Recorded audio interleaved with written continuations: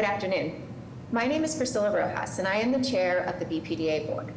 Thank you for joining the August 15th, 2024 Economic Development and Industrial Corporation of Boston board meeting.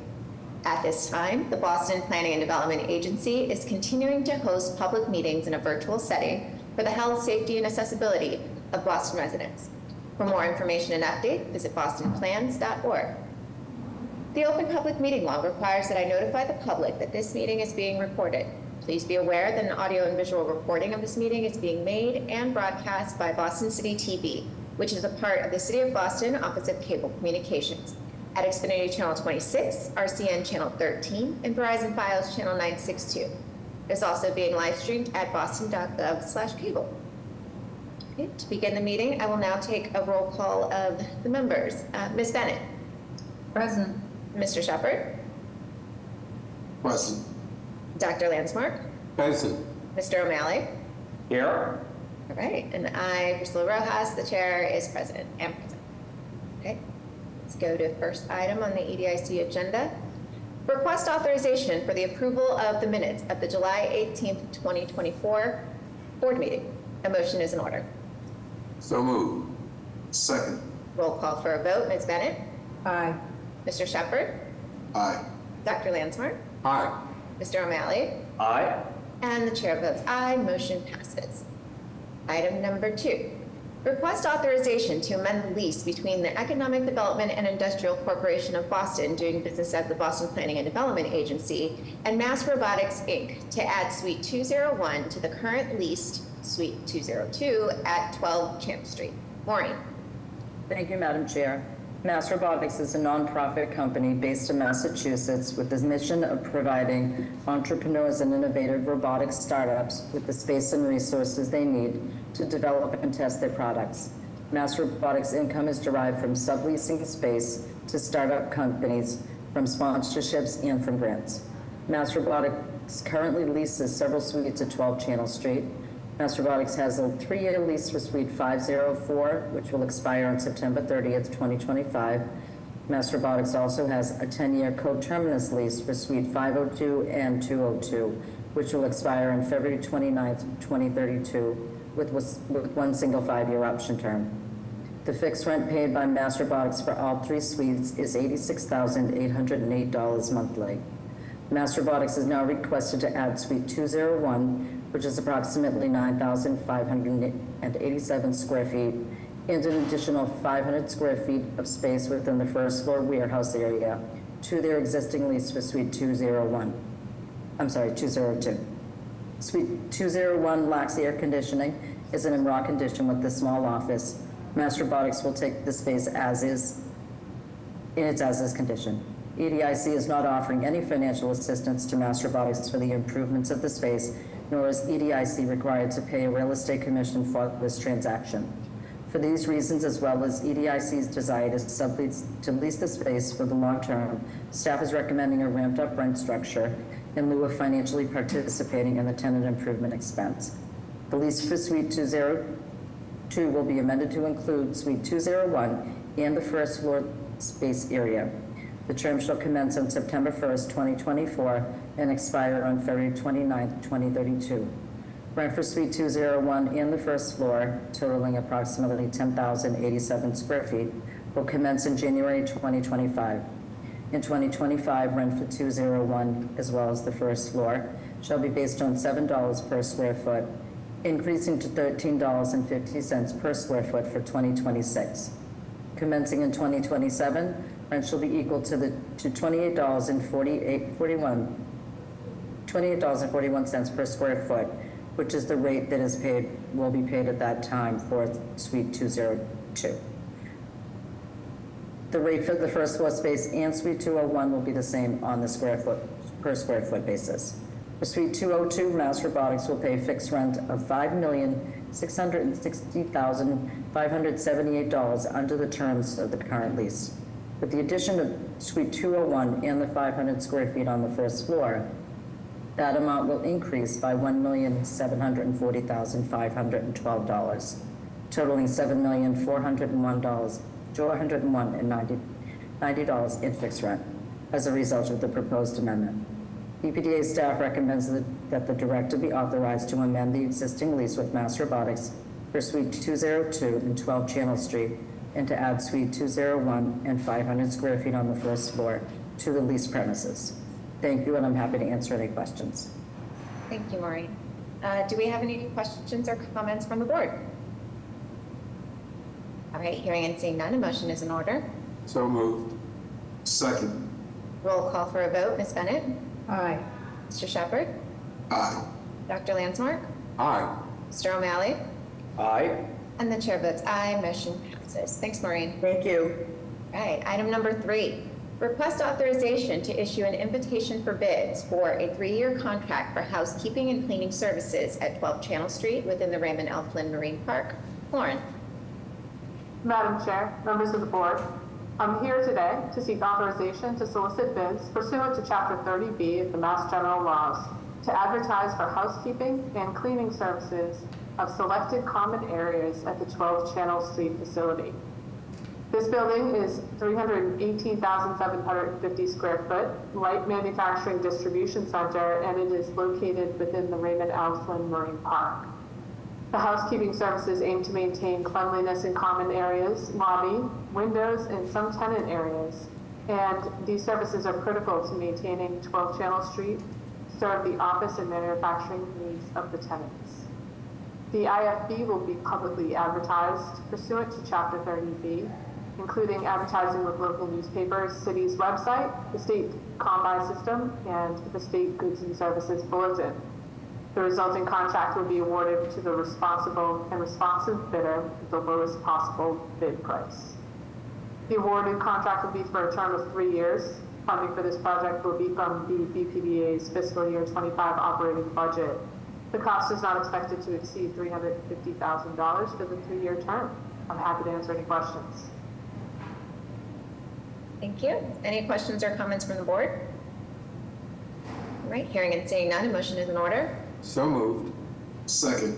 Roll call for a vote. Ms. Bennett? Aye. Mr. Shepherd? Aye. Dr. Lansmark? Aye. Mr. O'Malley? Aye. And the chair votes aye, motion passes. Thanks, Lauren. Thank you. All right, item number 4, request authorization to issue an invitation for bids for the office build-out at 12 Channel Street, Suite 605, within the Raymond L. Flynn Marine Park. William? Thank you, Madam Chair, members of the board. We are requesting authorization to issue the invitation for bids for the office fit-out of 12 Channel Street 605.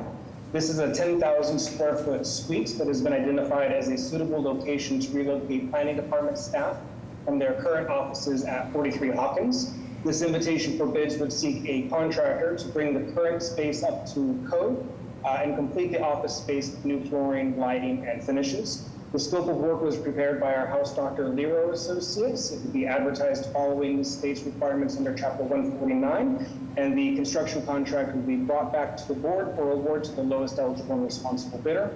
The work is currently budgeted at $800,000. It is included in our FY25 budget, and we would anticipate returning to the board in December with an award recommendation. With that, we're requesting authorization to issue the invitation for bids, and I'm happy to answer any questions you might have. Thank you. Any questions or comments from the board? All right, hearing and seeing none, a motion is in order. So moved. Second.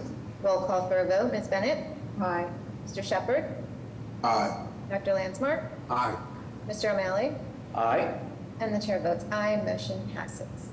Item number 5, request authorization to execute a contract with Coastal Marine Construction LLC for the South Jetty bulkhead rehabilitation within the Raymond L. Flynn Marine Park in an amount not to exceed $9,646,524, and to execute a potential change orders for a total aggregate contract amount not to exceed $11,575,828.80, and at a completion date by May 2025. William. Excellent, thank you. This is a request to execute the construction contract. This issue was last before you in March of this year when we requested authorization to bid the work. As a reminder, the South Jetty is located in the northeast corner of the Raymond L. Flynn Marine Park. It is land contained by a 1940s steel bulkhead structure that was originally constructed by the Navy. The waterfront site has direct access to the dry dock number 3 ship channel, direct roadway access by Dolphin Way from Pitt Kennedy Ave, and is adjacent to and continues the bulkhead rehabilitation work that we completed back in 2020. The existing steel sheet pile bulkhead is far past its useful service life. The work we're contracting for would replace 550 feet of that bulkhead, thus retaining the infill land of the jetty. We would also be demolishing 1,100 feet of the condemned and collapsing pier wharf structure that abuts and wraps the south and east jetty. Similar to the rebuilt bulkhead of the east jetty, this work will be constructed in a manner so that we can raise the elevation in the future as needed to address rising sea levels. The project was competitively bid and advertised May 13th of this year. We had more than 50 interested parties who downloaded the bid documents. We received 6 general bids, which was very healthy. They were opened and read aloud on July 18th, and the lowest eligible and responsible bidder was Coastal Marine for that amount of $9,646,524. All documents required by Chapter 3039M and the invitation for bid were submitted by Coastal Marine. Our engineer of record, Collins Engineers, reviewed all of the bids and recommends this award to Coastal as the lowest eligible and qualified bidder. The base contract, as stated, is for $9,646,524. We are recommending a higher than normal contingency amount of 20% in the amount of $1,929,304.80 for the total authorization of $11,575,828.80. This higher contingency is due to the hazardous conditions that are created by the active collapse that's happening of the pier wall structure that will need to be demolished from the water. In addition, the adjacent bulkhead that we are not replacing, that this project touches, it's in poor condition, so we need to be as careful as possible in redoing this work without disrupting the adjacent properties. We also have some unknown soil conditions with the possible soil contamination based off of the previous military use of the site. So we're comfortable with the 20% contingency.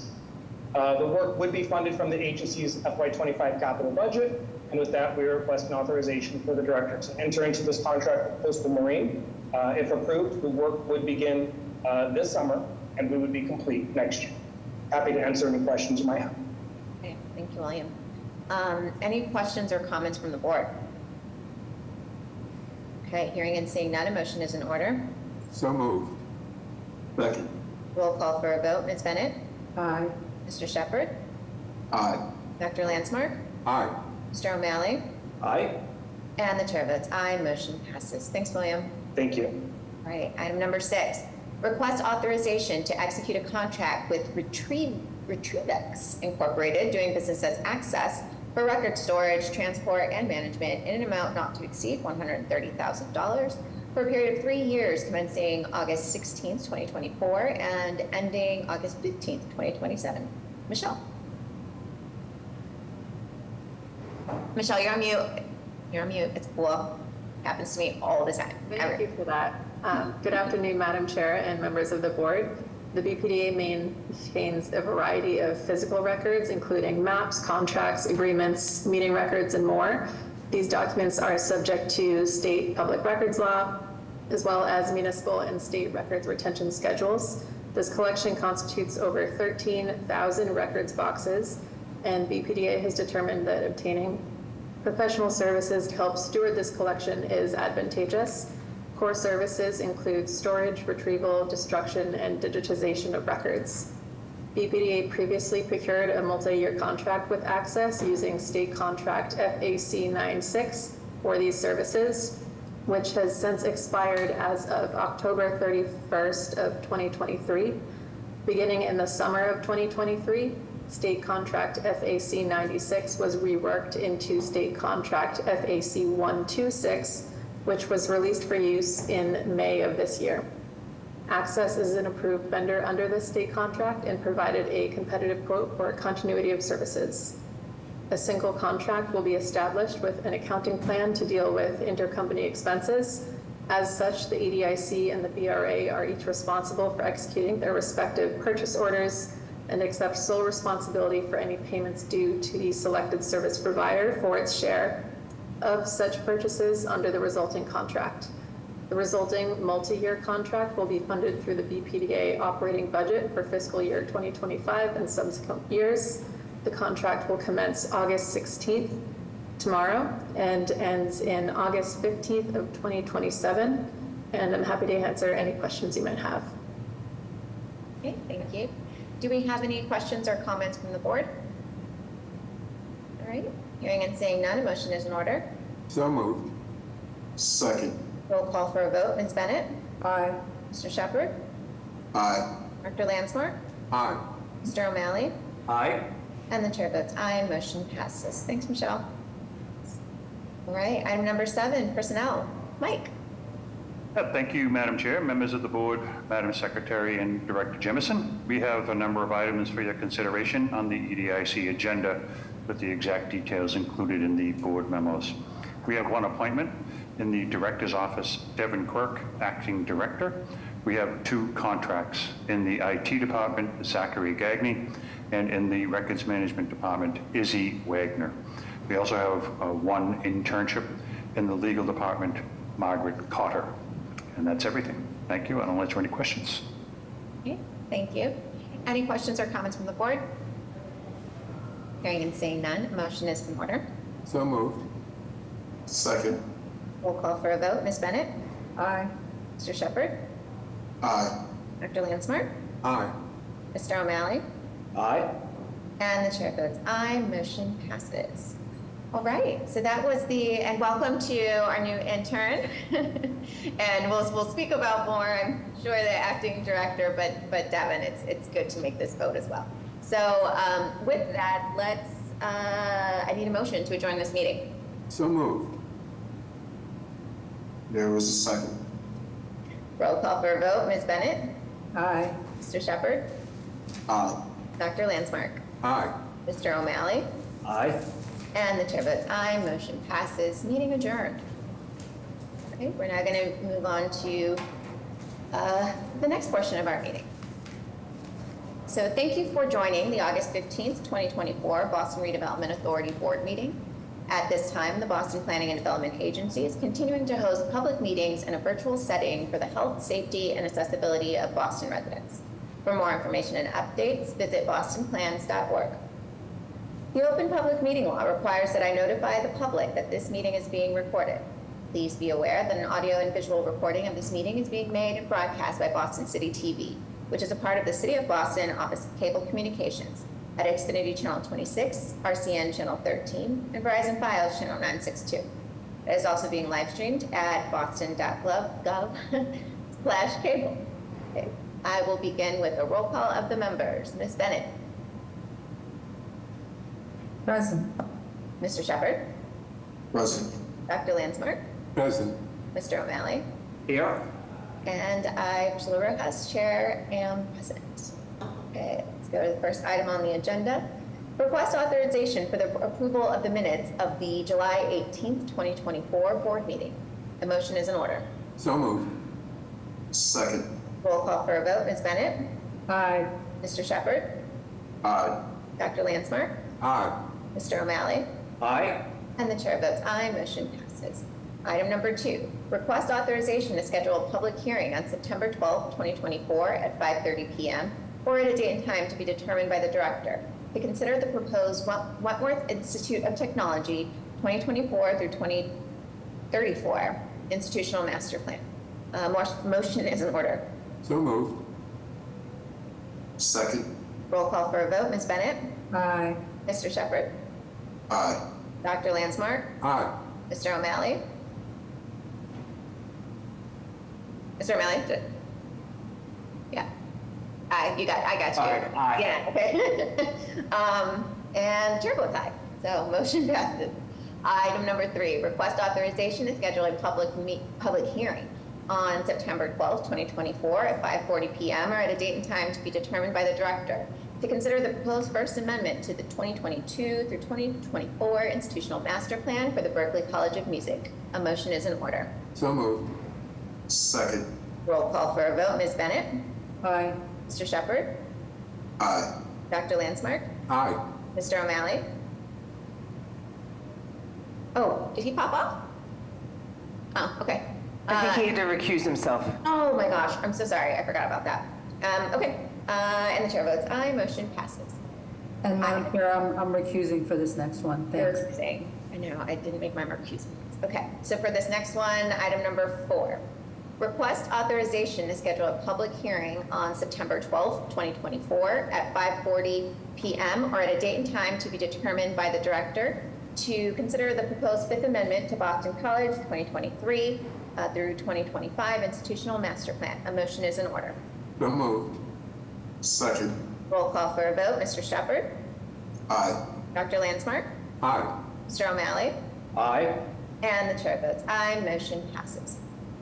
Item number 5, request authorization to schedule a public hearing on September 12th, 2024 at 6 p.m. or at a date and time to be determined by the director to consider the proposed Boston University Charles River Campus 2024 through 2026 institutional master plan. A motion is in order.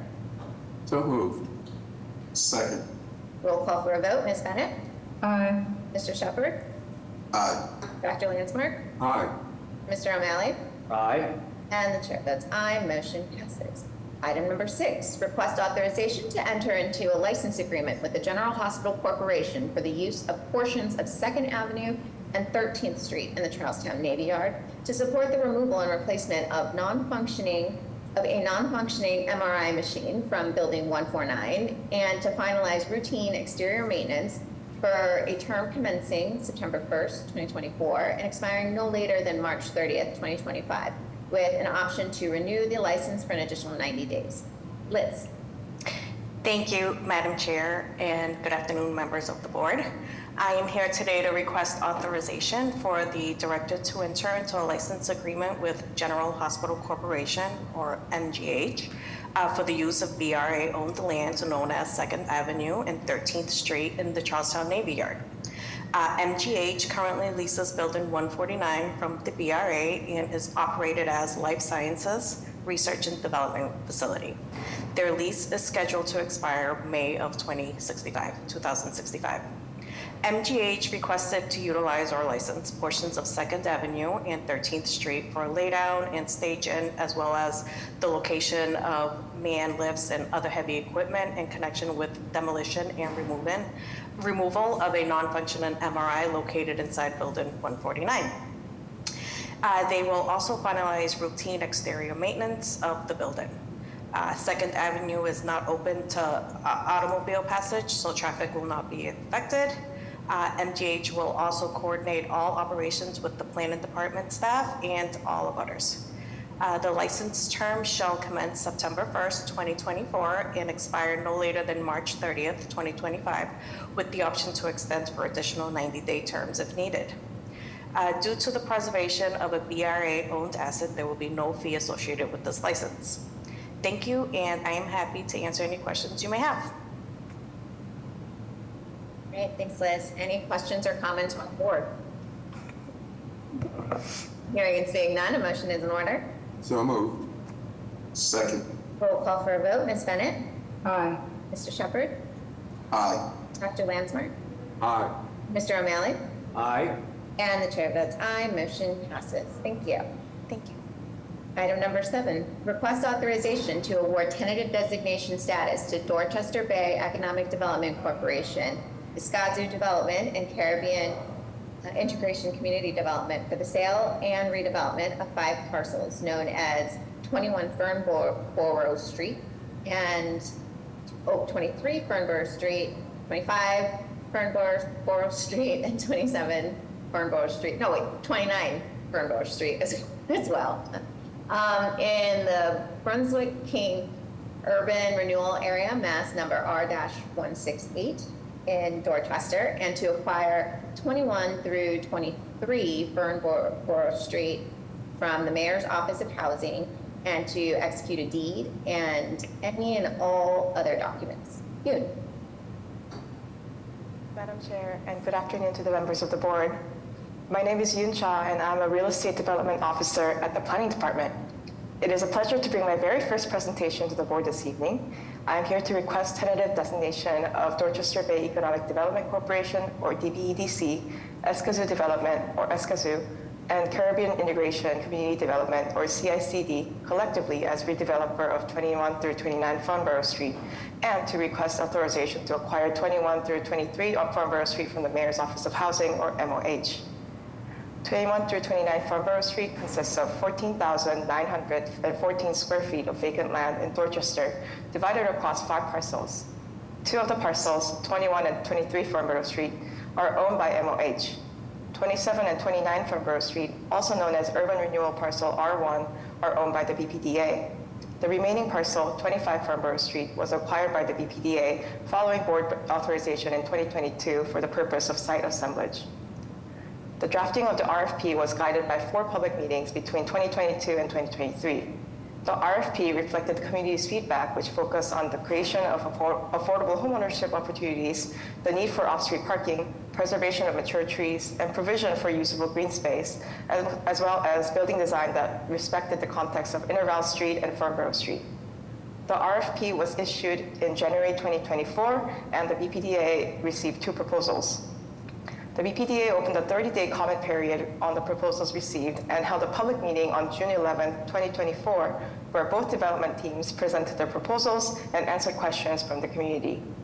Subsequently, the Internal Evaluation Committee, the IEC, comprised of MOH and BPDA staff, convened to review the proposals in detail according to the RFP's comparative evaluation criteria, as well as public comments that were received. Following this review, the IEC unanimously recommends that the board award tentative designation status to BBEDC, Escazú, and CICD team. The proposal was considered highly advantageous due to the team's significant affordable housing experience, efficient design that was attentive to the surroundings, and a robust financial proposal. The team also demonstrated excellent track record of meeting or exceeding MBE and WBE hiring and provided concrete plans for development without displacement. I would now like to introduce BBEDC, Escazú, and CICD, the recommended developer for tentative designation of 21 through 29 Farnborough Street, to present their project. I'm happy to answer any questions at the conclusion of their presentation. Thank you, Yoon. Thank you, Madam Chair, members of the board, for having us here today. My name is Susan Chu. I'm the Director of Real Estate at Dorchester Bay. I will be presenting our proposal for Farnborough Street today before the board. So as you can see before you, what we propose for the Farnborough site is 12 affordable homeownership units. Next slide, please. A little bit about Dorchester Bay, Escazú, and CICD as the development team. Dorchester Bay itself is MBE CDC. We are headquartered in the Uplands Corner neighborhood of Dorchester. We've been in existence for over 45 years and have been doing commercial as well as residential affordable development in Boston during that time. CICD, which is based out of Mattapan, likewise is a minority-led organization, and they cater to Mattapan and its Caribbean residents, primarily through ensuring access to safe and affordable housing. Escazú Development is a minority-led private development firm based out of the Roxbury neighborhood of Boston. They have been in existence since 2013. As a team, we are minority-led organizations and locally based. We have over 60 years of real estate development experience, have produced over 1,300 housing units, and we're committed to working with the community collaboratively to determine the best use of this site. Next slide, please. Some of the priorities that we noted for this project were development without displacement. We're going to develop 12 residential homeownership units affordable to first-time home buyers of different income levels. Also prioritizing diversity, equity, inclusion. The development team itself is diverse in itself, but we also plan on bringing in diversity into other aspects of the development, including the consultants that we hired to help us move this project forward, as well as the construction of the project once we get to that stage. We also wanted to focus on promoting sustainability and resilience in our design of the site. The unit mix between the 12 units will range between below 80% AMI up through market rate potentially. Next slide, please. Here are just sort of existing conditions map showing the current location of the site and what it looks like right now. It's highlighted on the left in orange. As you see, it's located at the corner of Intervale and Fernborough Streets. It's currently several vacant lots at the corner. Next slide, please. This slide sort of shows our proposal in context with the neighborhood of what it might look like once it's ultimately built. It's 12 units, more situated towards the intersection of Fernborough and Intervale, just sort of to highlight that intersection because there's a park across the street, as well as a school that's nearby. In the sort of the back of the site, we try to maximize the setback between our building and the residential building that's next door, and plan to create a green space there that future residents can enjoy. Within the building itself, other than the residences themselves, on the ground floor, we also have some amenity space, including a resident community room that could be used not only for leisure for the residents, but also potentially serve as a shelter in place in the event of power outages or inclement weather. We also have some storage on the ground floor, as well as an exercise room and lobby, as well as workspace, which I can show in the appendix should the board wish to see that. Next slide, please.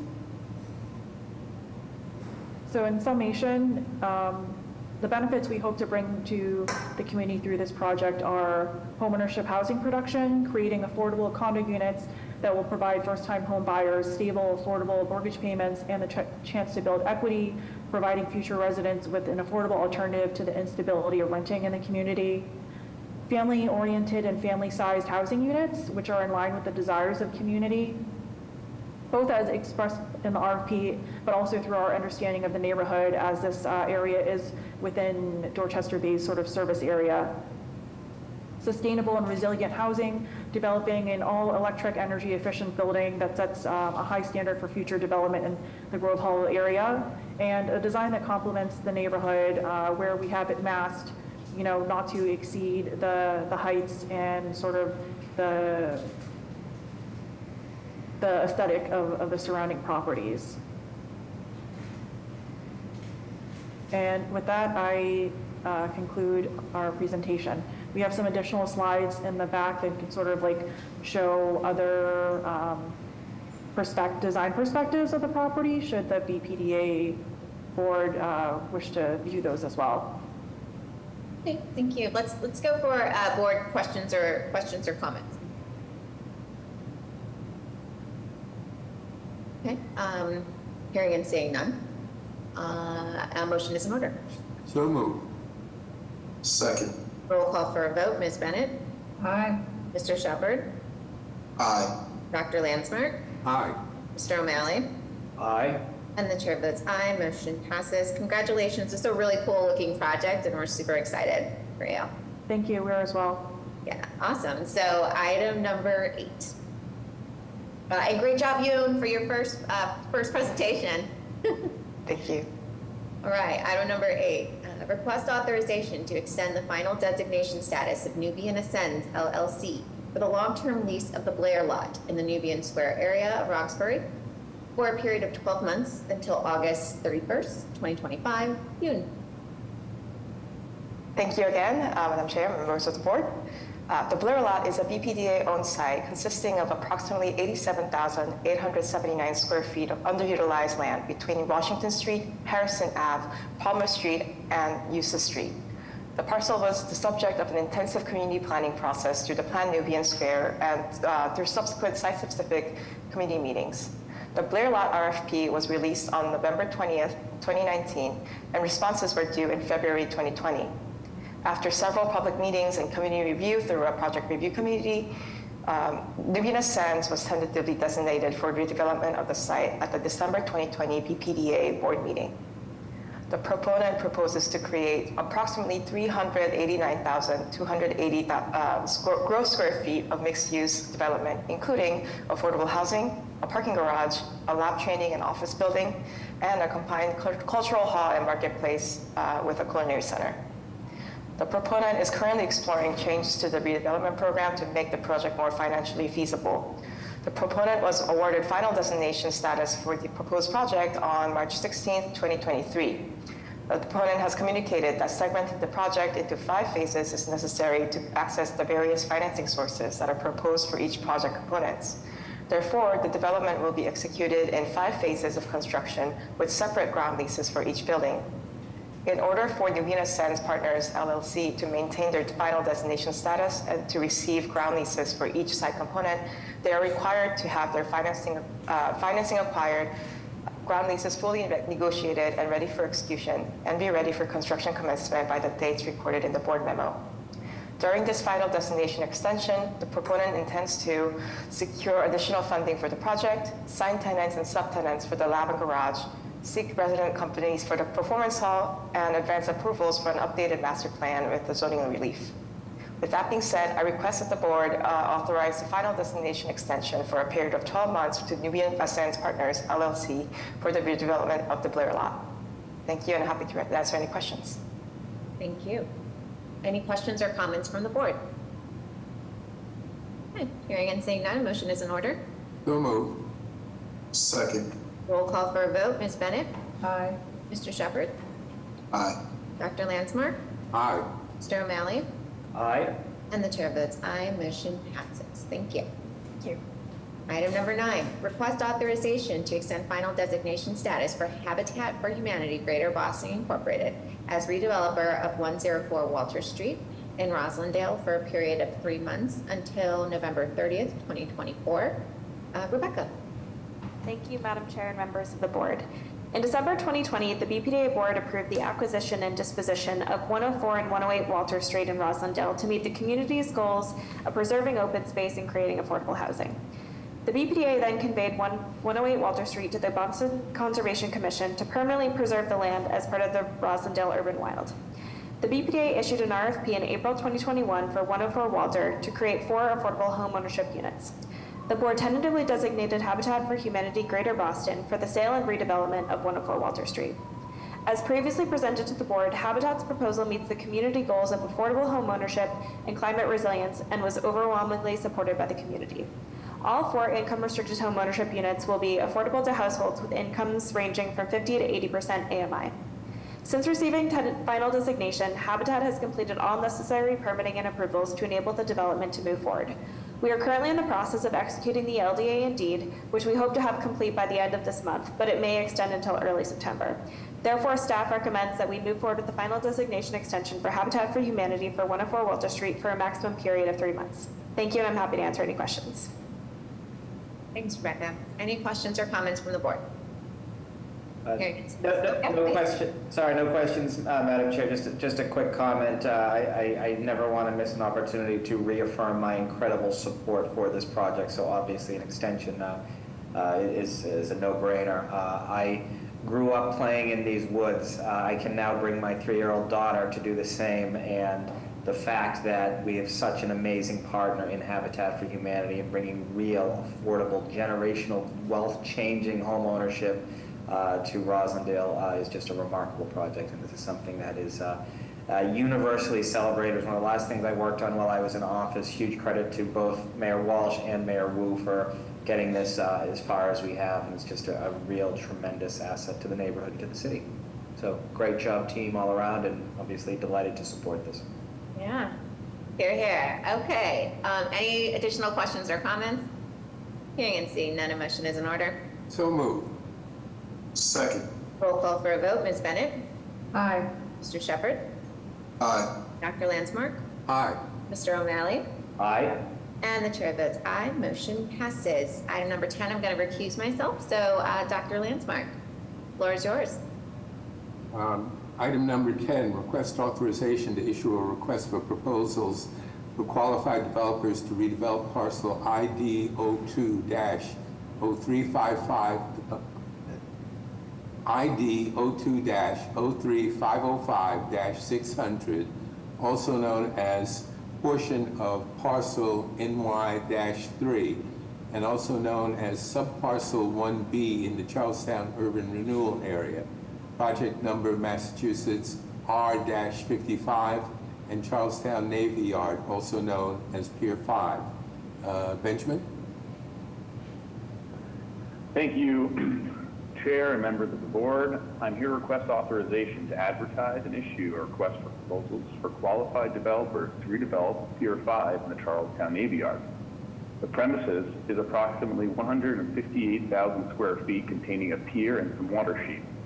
Currently, the pier has a gate blocking entrance from the abutting harbor walk due to the deteriorating condition of the structure. The pier was constructed by the U.S. Navy in 1943. Staff has been actively trying to redevelop Pier 5 since around the 1970s, including a 2020 request for proposals that included the premises.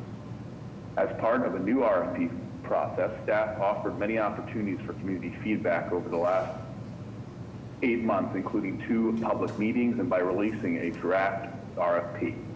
After reviewing feedback from the community, working with other staff throughout the city of Boston, and reviewing different planning, zoning, and regulatory materials, it was decided that an RFP for the premises should include the following themes as development objectives: diversity, equity, and inclusion throughout the real estate development process, waterfront access and education, public and open space and cultural destinations, sustainable and resilient development, and accessory economic development. This RFP will not consider any proposals that include a residential use. Further, the design guidelines of this RFP will ensure that the development of the premises preserves and enhances the distinct physical character of the Charlestown Navy Yard and respects the general scale of the surrounding area. To support the redevelopment, the BPDA may commit up to $8 million for the rehabilitation and/or demolition of the premises or pier. We expect to be back before you in late 2024 or early 2025 to provide an update on the RFP submissions and hopefully selection of a proponent for tentative designation. Thank you, and I'm happy to answer any questions. Are there any questions from the board?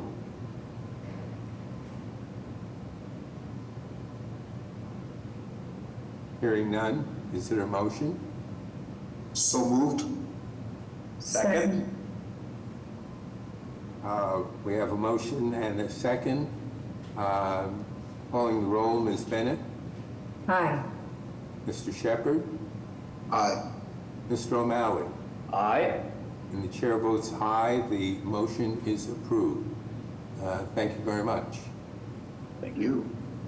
Thank you. Item number 11, request authorization to issue an invitation for bids for timber boardwalk reconstruction at Shipyard Park in the Charlestown Navy Yard. William. Thank you very much again, Madam Chair and members of the board. We are requesting authorization to issue that invitation for bids following Massachusetts General Laws, Chapter 3039M, for the Shipyard Park Boardwalk Reconstruction Project in the Charlestown Navy Yard. As you might recall, Shipyard Park is a public recreational open space that features a wood timber boardwalk that comprises this location's portion of the harbor walk. The boardwalk begins to the southwest at Pier 3, wraps around dry dock number 2, and extends towards Pier 4 of the Charlestown Navy Yard Ferry Terminal. The existing boardwalk is past its useful life and it is deteriorating, requiring constant upkeep from our operations team to maintain a safe walkway. The work will completely remove the existing structure and replace with a new boardwalk structure that is suitable for snowplow equipment and will have a service life of 40 years. The bid package has been prepared by GEI. It will be advertised following the requirements of Chapter 3039M. Construction would be awarded to the lowest responsible bidder after being brought back to the board for approval. The current estimate for this work is about $3 million. It would be funded from the FY25 capital budget, and we look forward to returning to the board with an award recommendation in November. With that, we're requesting authorization to advertise the invitation for bids. Happy to answer any questions. All right. Any questions or comments from the board? Hearing and saying none, a motion is in order. So moved. Second. Roll call for a vote. Ms. Bennett? Aye. Mr. Shepherd? Aye. Dr. Lansmark? Aye. Mr. O'Malley? Aye. And the chair votes aye. Motion passes. Thanks, William. Thank you. Item number 12, request authorization to execute an amended and restated land disposition agreement with Kendrick LLC for a change of use from off-street parking and landscaping to residential for parcel R-54C, also known as 9 Armory Street in the Charlestown Urban renewal area, project number Mass R-55, and to permit the construction of one single-family dwelling. Zachary. Thank you. Good afternoon, Madam Chair, members of the board. As stated before you is a request authorizing the director to enter into a new amended and restated land disposition agreement in connection with parcel 54C located at 9 Armory Street. The existing land disposition agreement from 1978 states that the property is to be utilized as open space and off-street parking. Certificate of completion was approved by the board on June 13th, 2024, and was executed July 17th, 2024. The current owner now intends to transfer the property to Kendrick LLC and is requesting to amend the LDA from off-street parking and landscaping to a residential use. The permitted uses for parcel R54C, as stated in the plan, include residential, public, institutional, and parking uses, so a minor modification is not necessary at this time. The proposed project involves the reconstruction of a single-family home on the property at 9 Armory Street and is currently undergoing Charlestown NDOD review. More specifics on the actual design of the project can be found on the NDOD website. Here for any questions. Okay. Questions or comments from the board?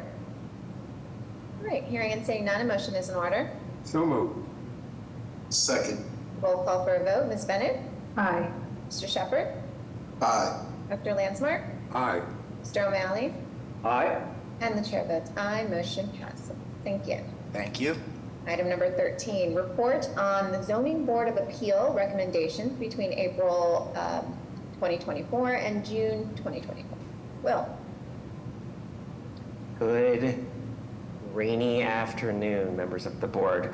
My Zoom, of course, is not oh, there we go. There's the slides. I was worried for a second. It's a pleasure to be with you again now that we are planning department members, and I'm going to give you an update on the ZBA cases for this past quarter. Next slide, please. So, as I suspect you all are well aware, the ZBA continues to be a quasi-judicial body of 7 members appointed by the mayor. They hear requests for conditional use permits, variances, and zoning relief. They're part of ISD, but we, as the planning department, provide non-binding recommendations to the ZBA for their consideration, as delegated that authority by you all in 2023. Next slide, please. I think this is something which is worth saying for any members of the public who are watching this. This is new in the last year or so, but all ZBA recommendations from the planning department are available on the planning department's website, and they are posted in advance of every ZBA meeting. They remain there. There's no logo on that page, but what has been different since July 1 is now there's a big planning department logo at the top, whereas before it was the BPDA logo. Next slide, please. So this is our 4th report to the BPDA board. When you all granted authorization for us to make these recommendations, you asked us to also make quarterly reports on how it's going. And so here we are at the end of the fiscal year with our initial thoughts as we've started to get more data collected. Next slide, please. So as is generally the case, we've continued to hold the generally bi-weekly meetings, so there have been 6 ZBA meetings. We also have Article 80 projects that go through, but since you all make the recommendations for that, what we do for those is just pass those along to the ZBA. So this report is going to focus on, what we're calling the non-Article 80 projects, which is, there were about 200 of them. Next slide, please. So at a high level observation, since last quarter, the percentage of recommendations from staff went from about 36% to 45%. So that is an increase, but quarter by quarter, a lot of it depends on the specific cases that have gone. But this is good that we're able to sort of either focus on approval versus having additional approval where there's more complications. Generally speaking, the approval with provisos percentage of our recommendations has stayed about steady at 30-something%. This also means that since the number of cases increased, the absolute number of recommendations going through the planning department went up since the last quarter. And as you can see here, about 50% of the recommendations that we did include were ones that had design review. That was sort of the big recommendation, which we attached to many different cases. Next slide, please. On the other hand, or conversely, whatever word you want to use there, the ZBA, on the other hand, took a slightly different approach. This was similar to what we saw last quarter, but the ZBA concurred with us, or with the planning department, on 109 of the cases, but approved a higher number of cases than the recommendations, right? And so there's not a clear pattern over the quarters about how this goes. But basically what we're seeing is that there's an increase in the number of cases that the ZBA approves relative to what we suggest as having provisos, because they intuit, or we infer that they intuit, that in an increased number of cases, some of those provisos aren't necessary. So if you go to the next slide, you can see that while the general amount of approval is similar, the biggest difference is that, a large number of what we're suggesting would be denials, and many of those cases are then deferred. And so what we see then instead is that where we're recommending a large number of cases, approval with provisos as far as a chunk goes, some of those provisos are reviews that aren't just design review. It could be parks design review, groundwater conservation, and all the other kinds of things from other city departments. And so our belief is that the ZBA is basically getting some of those provisos or reviews from other city departments, which then means that they don't feel the need to attach all those provisos to their final decision. Next slide, please. So here's where you see the difference, right? And so the biggest one is what I was saying before, that 18 cases are ones where we said approval with proviso, and they instead say to approve. There are some cases where we said approval, but they chose approval with proviso. But in most cases, these are fairly small differences and in line with what we see quarter to quarter. There were a couple cases where the ZBA decided to deny without prejudice, where we suggested approving with proviso, but that's happening less than it's been happening in the past, which we feel means that there's increased concurrence between our recommendations and the ZBA. Next slide, please. Next slide again. So again, quarter over quarter, the pattern is not super clear, but we can generally say that the number of cases that we've been seeing month by month is lower than it was, before the start of 2023. There was a decrease in 2023. It's bounced up a little bit, but not in some sort of large, substantial way. We would generally say that macroeconomic trends are driving a lot of this. This isn't anything specific to city policy, but things like interest rates have a big effect on how people are bringing cases. It's also worth just noting that there's that lag of when the case comes versus when things get filed. So if you go to the next slide, you'll see that that remains generally steady, right? We're at sort of consistently 4-ish to 6-ish months between when a case is filed versus when it actually makes it to the ZBA. It's lower than it has been in some cases, but that's generally remaining similar. So with that in mind, if you go to the next slide, this should be the last one, our goals remain similar. Primarily that we would like to start to better track year-over-year changes. Now we've got a full year of these reports happening, and we can try to increase the analysis that we do to less be about raw numbers and more about seeing where these concurrences do and don't happen. And now that we've started to have more time where zoning reforms actually happened, Mattapan's been in effect for a while, Squares and Streets exists at least in zoning in Mattapan, and we'll start to have that be in place in other, in the Squares and Streets areas soon. Our hope is that we can begin to see before and after in areas where the zoning has changed. That hasn't yet really been the case. I can just say as a planner, the ZB cases, we're starting to actually see ZB cases happening now in sort of the upcoming quarter that are actually applying under the new zoning. And so we'll begin to have data about how that is or isn't making a dent in things. Our big goal is to try to increase concurrence. When we have concurrence between what the ZB is deciding, what the planning department is recommending, that in some sense feels like all the gears are humming with less squeakiness. And so our goal is to both decrease the amount of effort that we're taking working on cases where the variances sort of seem straightforward, and also that the thought processes that we're taking line up with the way the ZBA is thinking about how they think through appeals. And so that's the last slide. I just want to note for everyone that there's no action to be taken here. This is just an informational update. We've got a lot otherwise happening on the zoning reform side of things, and so we're going to try to line this up with the other kinds of initiatives that we have going. And with that, I'll open it up to any questions. Great, thank you, Will. Any questions or comments from the board? All right, well, I'd like to say, Sorry, Will, can you just remind us, does this get reviewed by the ZBA as well? It doesn't at the moment. I think now that we've got a full year worth of information, it's a good milestone for us to actually do that, but we've been presenting just to you all so far. Thank you. yeah, just want to say great work. I know the first year where you're building up the data and don't yet have the comparison, you know, there's limited amount of takeaways, but I am, you know, really hopeful and really glad that we are doing this type of analysis, and it's very helpful in how we, you know, understand and administer these variances. So just much appreciated. Okay, any other questions? All right, well, this was just an informational update. Thanks through you, Will, to the whole team. Have a good evening. Cheers. Item number 14, request authorization to issue a certificate of completion for the successful completion of the construction of Winthrop Center project located at 115th Winthrop Square in downtown Boston, pursuant to the cooperation agreement by and between the Boston Redevelopment Authority doing business as the Boston Planning and Development Agency and MCAF Winthrop LLC dated September 20th, 2018, and further amendments. It's a certificate of completion, so no presentation. Motion is in order. So moved. Second. Roll call for a vote. Ms. Bennett? Aye.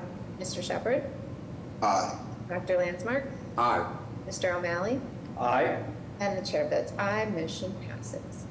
Item number 15, request authorization to issue a certification of approval pursuant to Article 80E Small Project Review of the Zoning Code for the conversion of 32 residential homeowner units, including 4 IDP homeownership units, to 32 residential rental units, including 4 IDP rental units located at 392 through 398 Cambridge Street, and to execute and deliver an affordable rental housing agreement and restriction to replace and supersede the affordable housing agreement executed on October 5th, 2018, and to take all related actions. Scott. Thank you, Madam Chair, members of the board, Secretary Bohemus, and Director Jemison. My name is Scott Greenall, and I'm a project manager with Development Review. The proposed project before you is a notice of project alteration located at 392 to 398 Cambridge Street in Allston.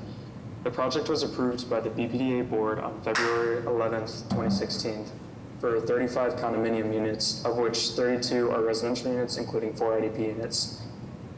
A certification of approval was issued for the approved project on September 10th, 2018 by the BRA. The proponent entered into an affordable housing agreement with the BRA on October 5th, 2018. The project completed construction and was issued a certificate of occupancy on June 17th, 2021.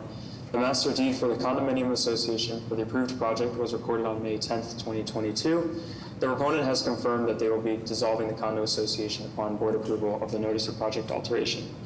The proponent proposes to convert the residential units in the approved project from residential homeownership to rental units.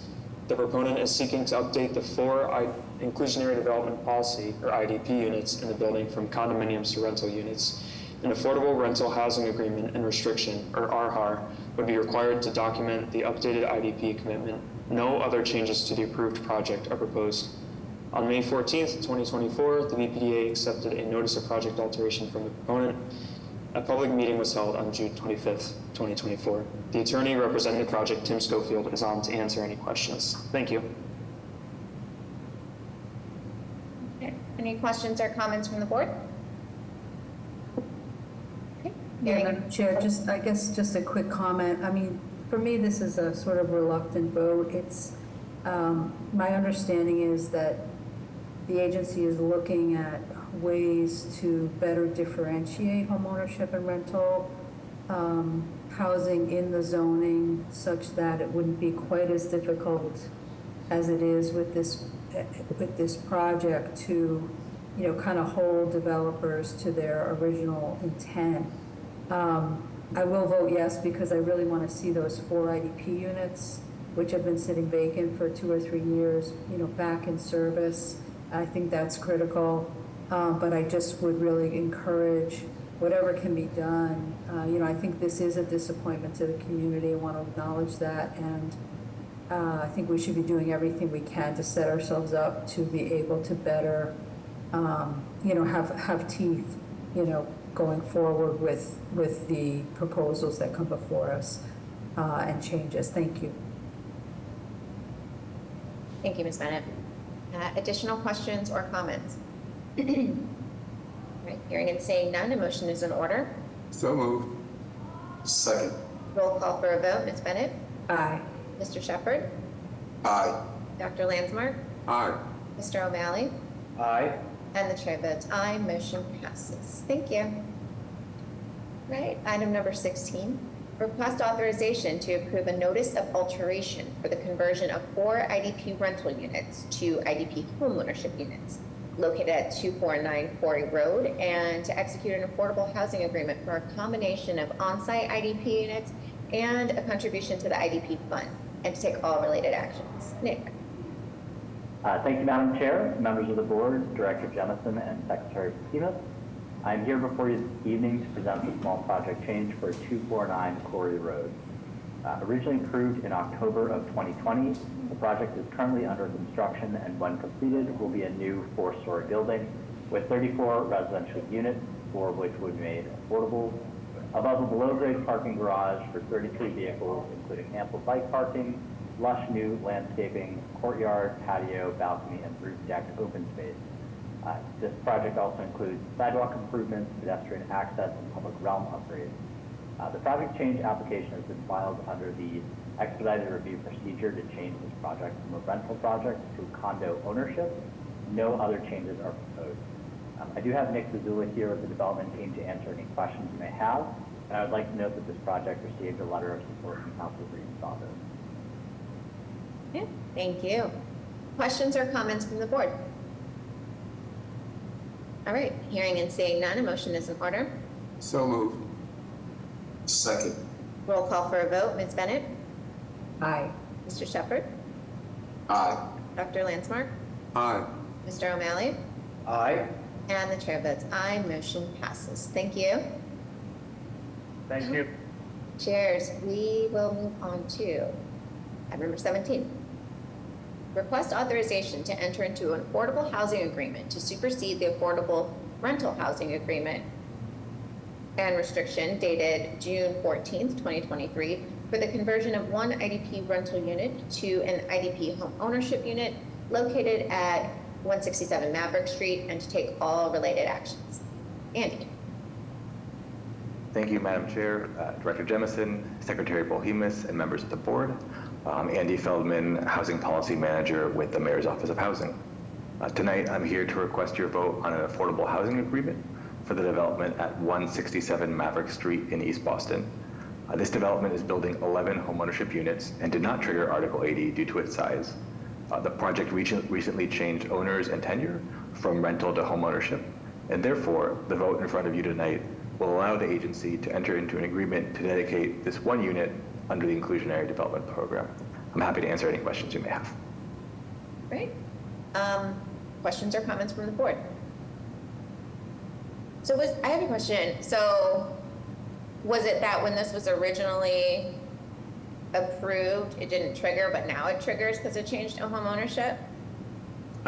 No, so, yeah, thank you, Madam Chair. So no, it didn't trigger Article 80 at all due to its size, but it was an IDP only project. And so it did come to the board for the approval of the rental IDP unit. Now it needs to come back to change it to a condo. Okay, it's just a home to rent. Okay, got it. All right. There are no other questions. Motion is in order. So moved. Second. Roll call for a vote. Ms. Bennett? Aye. Mr. Shepherd? Aye. Dr. Landsmark? Aye. Mr. O'Malley? Aye. And the chair votes aye. Motion passes. Thanks, Andy. All right, item number 18. Request authorization. Oh, Sorry, yes. Madam Chair, I'll be recusing myself from item number 18. Thank you very much, Mr. O'Malley. Item number 18, request authorization to approve the institutional master plan notification form for the renewal of the Brigham and Women's Hospital Institutional Master Plan dated June 13th, 2024, pursuant to Section 80D, 5.2E, Section 80D-6, Section 80D-8, and the Boston Zoning Code, and to take all related actions. Tyler. Thank you, Madam Chair, members of the board. This IMP renewal proposal before you is for Brigham and Women's Hospital for the renewal of the years 2024 to 2026. This is a renewal of the existing IMP that was board approved in February of 2010. At this time, Brigham and Women's does not anticipate any new institutional projects for the term of the renewed IMP. The original IMP approved in February of 2010 has been renewed twice before for a period of 2 years in August 2020 and August 2022.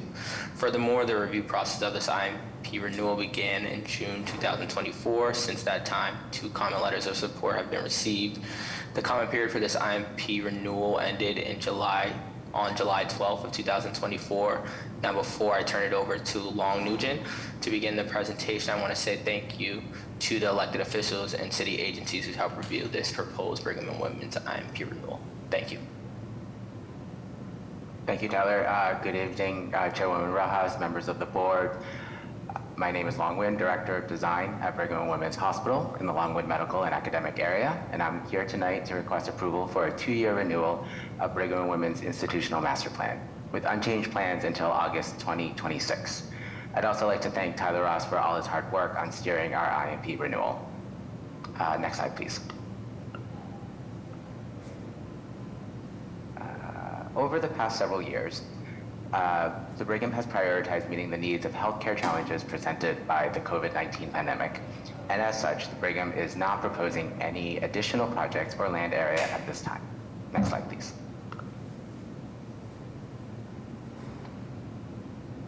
Sorry, next slide, please. Thank you.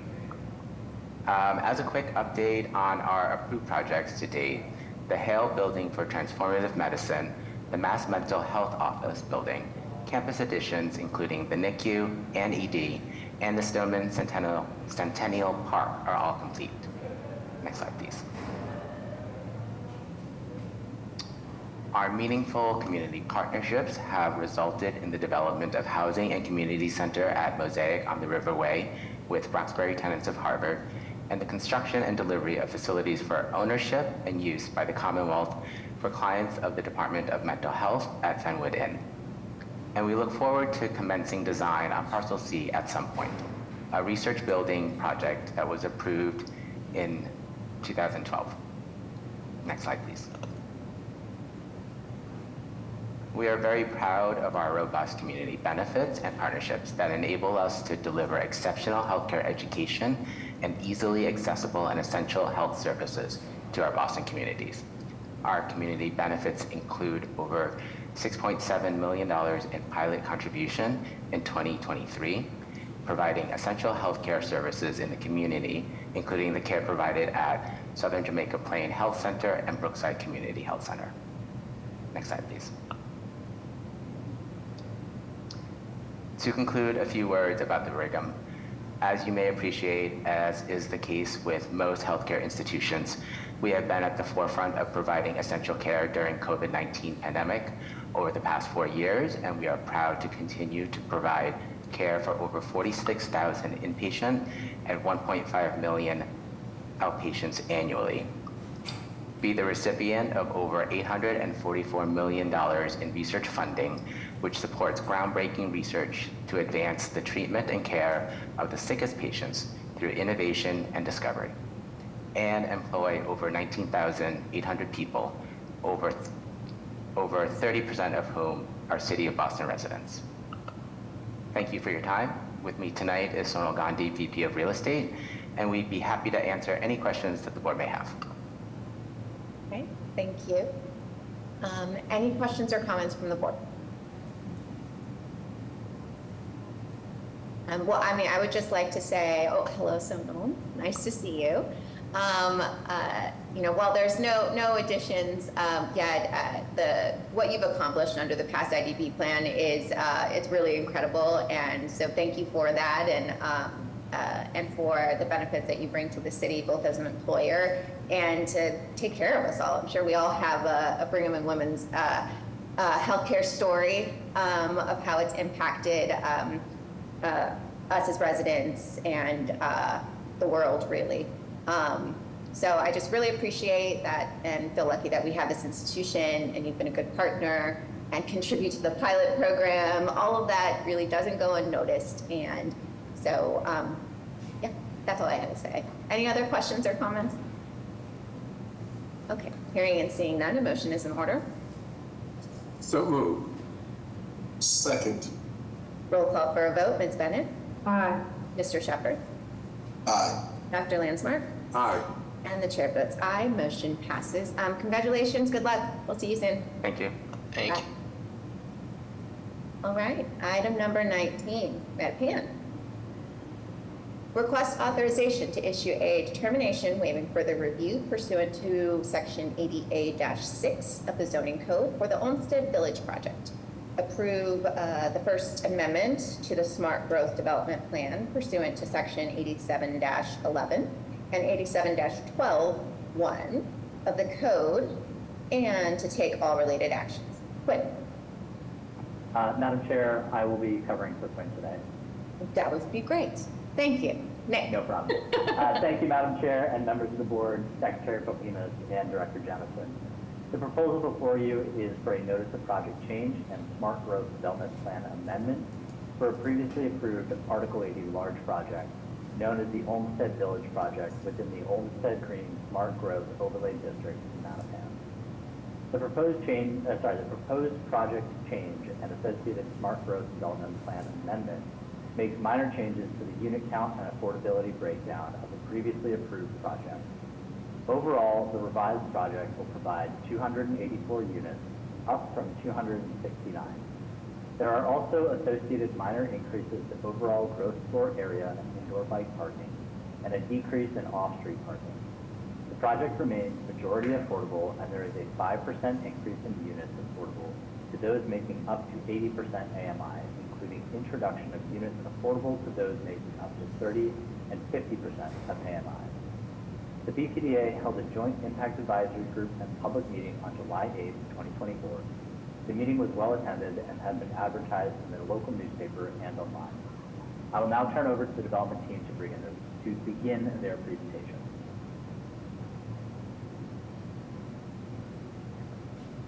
Thank you, Madam Chair, members of the board, and Director Jemison. My name is Zoe Weinrib, and I'm the Chief of Real Estate at Two Life Communities, and I'm here representing the Olmsted Village Master Developer, which is a partnership between Lena New Boston and Two Life. As Nick described, we are here to request the board's approval for our notice of project change for Olmsted Village, which is a transformation of the final 10 acres of the former Boston State Hospital site in Mattapan with affordable rental housing for families, older adults, foster youth, and adoptive families, and together with supportive services, childcare opportunities, healthcare opportunities, and a lot of community programs and connections. If you could go to the next slide. Olmsted Village consists of 6 new buildings in 3 separate communities. Our Two Life's Brookhouse development, which is 100% affordable senior housing with a community center, childcare center, and healthcare center.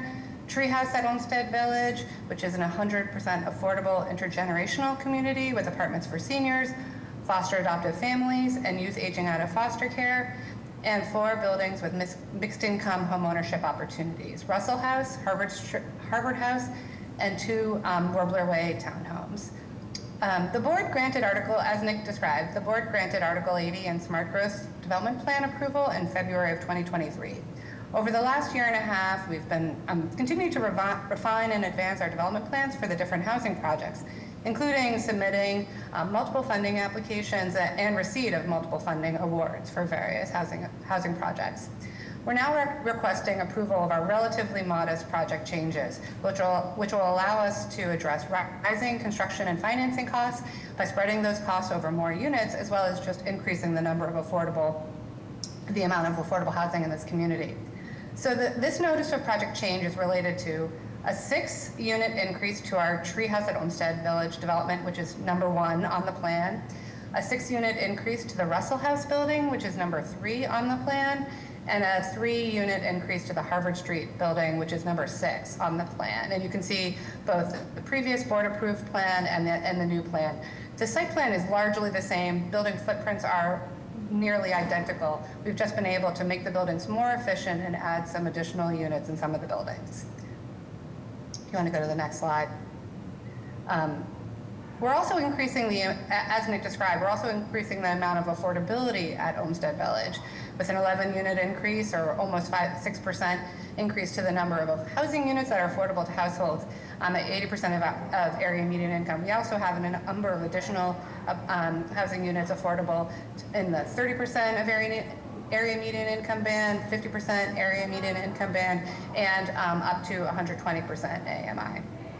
We're also proposing minor changes to some of the car parking and bike parking provided across the development. And the project, as revised by this NPC, continues to comply with the Chapter 40R smart growth requirements as well. So I think and we have a couple of just updated images of some of our buildings. The current images of both Brook House and Tree House, both of which have already gone through MOH funding, and actually both of which have received funding awards from MOH. And then if you go to the next, the homeownership communities at Russell House, Harvard House, and on Warbler Way. And Russell House and Harvard House are the 2 homeownership buildings which have some additional units. And that's it. It's a pretty modest request. Great, thank you. Questions or comments from the board? Just to note for the record, I am going to recuse myself, but I'll still still do the roll call for the vote. Okay, so if there are no other questions or comments, a motion is in order. So moved. Second. Roll call for a vote. Ms. Bennett? Aye. Mr. Shepherd? Aye. Dr. Landsmark? Aye. Mr. O'Malley? Aye. And the motion passes. Thanks for your presentation and best of luck. It's a great project. Thank you very much. Cheers. Thank you. Item number 20, request authorization to issue a certification of approval pursuant to Article 80E Small Project Review of the Zoning Code for the proposed construction of 15 residential home ownership units, including 2 IDP units, 11 car parking spaces, and 19 bicycle parking spaces located at 55 through 57 Belgrade Avenue, and to enter into an affordable housing agreement and to take all related actions. Camille. Thank you, Madam Chair. Good evening, members of the board, Director Jemison, and Secretary Polhemus. My name is Camille Platt, and I'm a project manager at the BPDA. The proposed project before you is an Article 80E small project located at 55 and 57 Belgrade Avenue in the Roslindale neighborhood of Boston. The proposed project contemplates the demolition of 2 existing 2.5 one-story buildings in order to construct a 4-story and 15-unit residential condo building with up to 11 vehicle parking spaces and 19 bike parking spaces. The proposed structure will contain approximately 15,800 square feet of gross floor area, with again 15 residential units located across 4 floors. 2 of the units will be designated affordable in compliance with the IDP policy. The proposed project will provide a maximum, again, of 11 vehicle parking spaces within a below-grade garage. 19 secure bike parking spaces will be provided in a ground floor bike room. The project filed a small project review application with us on February 23 of this year. A public meeting was held and was very well attended by the community and direct abutters and resulted in positive changes to the project through the review period. I would like to thank the Roslindale community who have consistently worked within the Article 80 process since February, who helped to shape the project that you are about to see. I will now turn it over to Ford to walk us through planning context that was considered in reviewing this project before the development team begins their presentation. Thank you. Thank you for that, Camille. Good evening, Chair Rojas, Secretary Polhemus, members of the board, and Director Jemison. My name is Ford Del Vecchio, and I'm the Boston Planning Department Zoning Compliance Reviewer assigned to this project. Next slide, please. The proposed project is located at the nexus of Roslindale's residential fabric and Roslindale Village's mix of professional offices, restaurants, and neighborhood retail. Roslindale Village is also the location of the Planning Department's ongoing Squares and Streets planning study. The rear of the proposed project site directly abuts the MBTA's Needham's Lines right-of-way. The site and the surrounding neighborhood are within walking distance of transit, including the Roslindale Village Commuter Rail Station and MBTA bus routes number 25, 35, 36, and 37. Next slide, please. The proposed project is located in the Rosendale Neighborhood Zoning District, Neighborhood Shopping Subdistrict. There are no applicable overlay districts in this area. Staff reviews sought to ensure contextual scale, massing, and design. The proponent anticipates obtaining appropriate zoning relief for the proposed project from the Zoning Board of Appeal. Thank you, and I will now turn it over to the development team to present the project in more detail.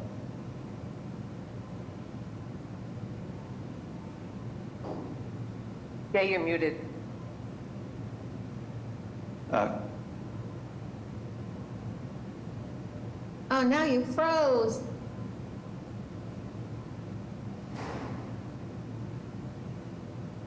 Okay, Jay, it happens to that though. Good evening, Chair, Madam Chair, members of the board. There Thank you you for this go. opportunity to present our project.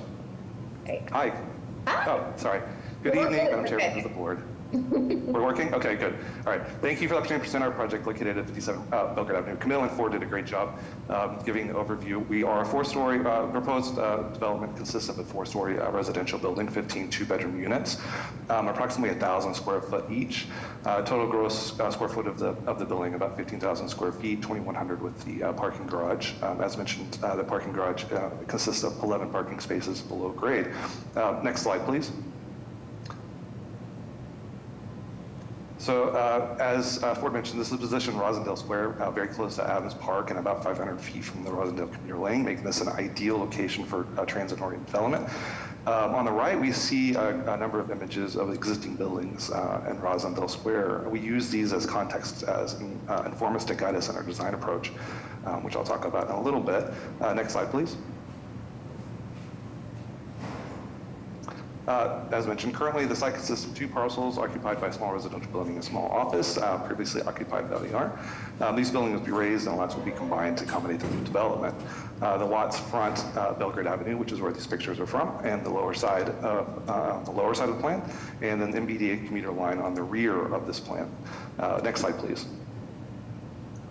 Now I'd like to take a moment to talk about the rendering. One of our key design considerations was to draw from the architectural language of Rosendale Square, particularly the use of brickwork, articulation, banding. We've incorporated some of these elements in addition to bay windows and a setback fourth floor to create a building that respects and enhances the character of the neighborhood.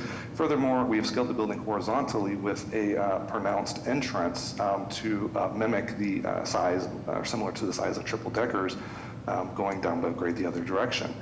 This building is set back 10 feet at the front sidewalk to allow us to create a nice landscaping along the sidewalk, enhancing the pedestrian experience. Next slide, please. Once again, these plans are oriented with Belgrade Avenue at the bottom and the MBT at the top. You can see here that we have a proposed drive on the right of the building. We take advantage of a significant grade change from Belgrade Avenue to the rear of the site to allow us to have our garage underground and not significantly visible from Belgrade Avenue. Next slide. Here you can see on the right our parking garage. Fairly straightforward with upper floors accessed via elevator and stair. And the ground floor on the left, this would be broadly flush with Belgrade Avenue, so easy access. Featuring a small lobby, various mechanical space, 15 bike rooms, bike room with spaces for all 15 units, and 3 two-bedroom units at the other corners. Next slide, please.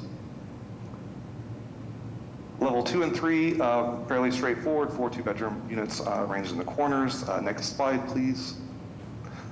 The 6th floor, very similar, except with a 6th floor setback, allowing for a private walkout deck for those units. Additionally, we're providing a common accessible roof deck for the tenants and rear private decks for the units facing the train. Next slide, please. Finally, we have basic elevations that illustrate the fenestration and the slope change that accommodate the below-grade parking garage. And that concludes our presentation for 5557 Belgrade. We believe this project will enhance the neighborhood, providing much-needed housing and a design that respects, reflects, and adds to the character of Rosendale. We look forward to any questions you may have. Thank you. Thank you. Questions or comments from the board?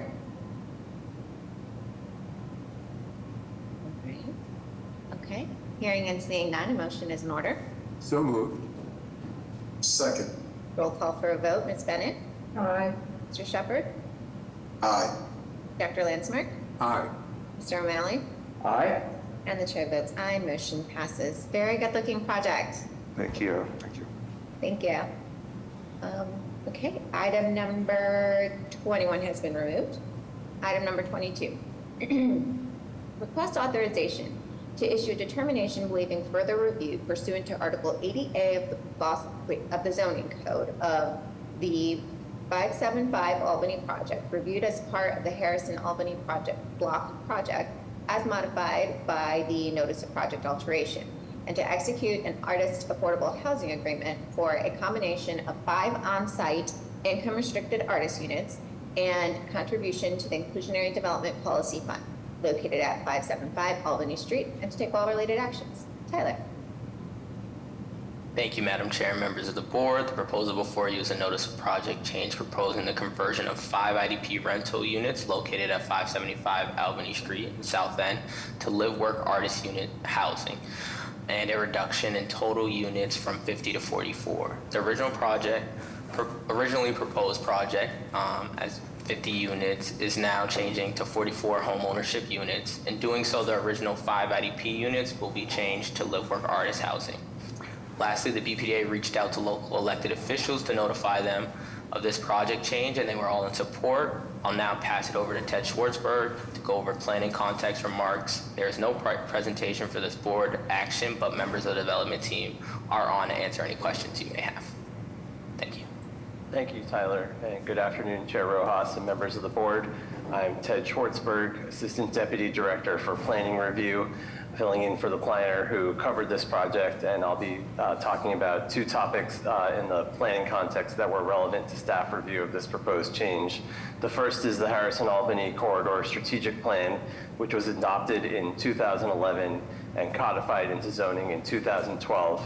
This plan provided a vision, use, and dimensional regulations for the area. In this location, the plan anticipated the use of planned development area overlays, or PDAs, to allow greater height and density for projects that provide specific public uses and amenities, public benefit uses.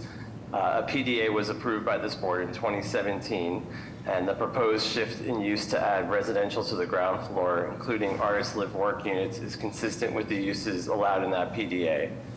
In fulfillment with the zoning requirements, the PDA commits to delivering 2,600 square feet of affordable cultural space, and half of that space has already been constructed. The other half will be delivered as part of a future phase of the PDA. And the second and final planning context consideration that was reviewed by staff is that the proposed project is located in the city's coastal flood resilience overlay district. Per Article 25A of the zoning code, residential use is not typically allowed on the ground floor in the flood resilience overlay as proposed here. However, because the proposed project received zoning relief through its PDA prior to the adoption of Article 25, it's not subject to this resiliency requirement from Article 25. In terms of other attributes, dimensions, transportation, and community benefits, there are no proposed changes, and all of these attributes are consistent with the original PDA. Thank you, and I'll now turn it over to the development team to present the project if there are no questions. Yep, no questions. Is there a presentation for this? No, there is not a presentation. Right, yeah, okay. All right, so any questions or comments from the board? Okay, hearing and seeing none, a motion is in order. So moved. Second. Roll call for a vote. Ms. Bennett? Aye. Mr. Shepherd? Aye. Dr. Landsmark? Aye. Mr. O'Malley? Aye.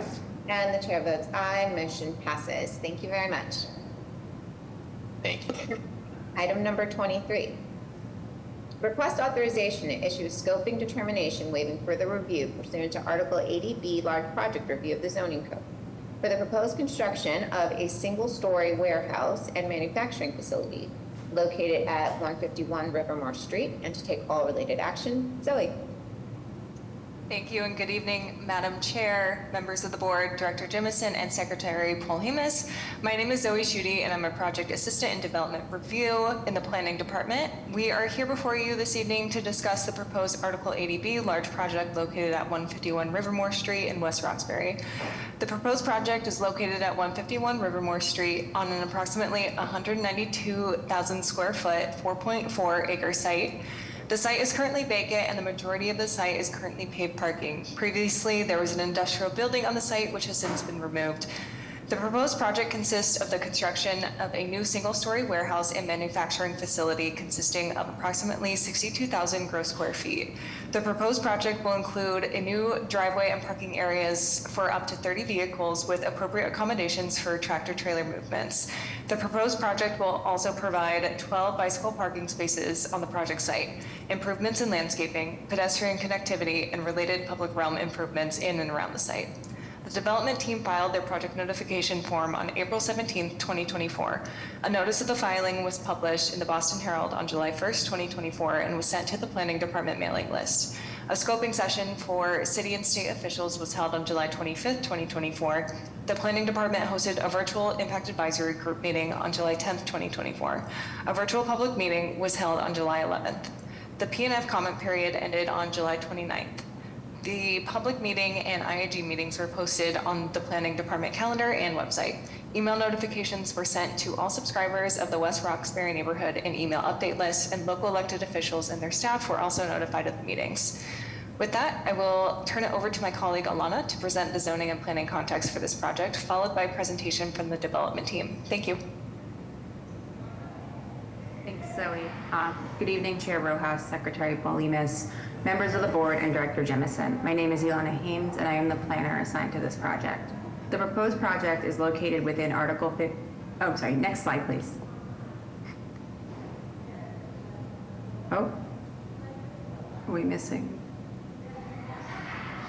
It looks like we are missing the slides for this part of the project, but I will read to you the planning context anyway, and we can just leave this map up to give you an idea.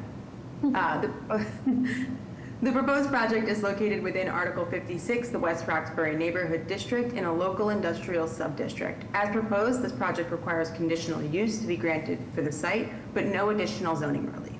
There are no neighborhood scale planning initiatives that apply to the location of the proposed project. However, citywide planning initiatives provide context for the project. The City of Boston's Open Space and Recreation Plan recognizes the area around Millennium Park and the Cow Island Pond area of the Charles River as an invaluable wildlife corridor. Just south of the proposed development site, the DCR-owned Havey Beach has been identified by the Commonwealth as a biomap core habitat. The Open Space and Recreation Plan also recognizes the area surrounding the development site as an aquifer recharge area for high and medium yield aquifers in the region. Permeability on site will contribute to additional groundwater recharge. The proposed development plan increases the percent permeable surface on site from 4% to a minimum 11%. The urban forest plan provides additional impetus for increased permeability on site, recognizing that West Roxbury is one of the neighborhoods at greatest risk for increased stormwater flooding as a result of severe storms by 2050. This neighborhood has also demonstrated a net loss of tree canopy in the study period for the Urban Forest Plan 2014 to 2019.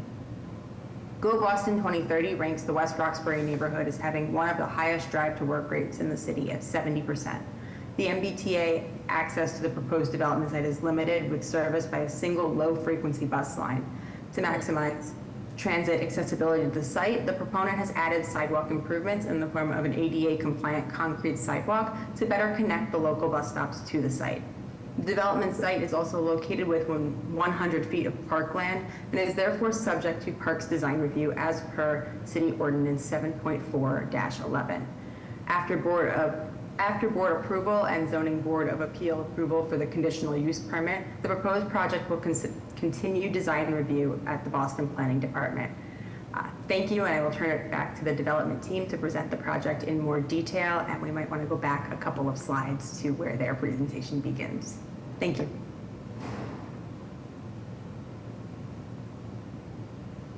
Yes, hello. My name is Ben Hildebrand. Thank you for having us. I work with Furrow Engineering, and I'm here on behalf of FPM Boston Real Estate. As Zoe has already explained, this project is located at 151 Rivermore Street in West Roxbury. And in general, we are proposing to construct a 62,000 square foot warehouse and light manufacturing facility. We have received preliminary comments back from Boston Planning and Development, and we have integrated these comments into the project design. We have submitted a letter of intent and project notification form outlining the general scope of the project. We have also attended project scoping session meeting on July 25th, and we have incorporated these comments into the current set of plans.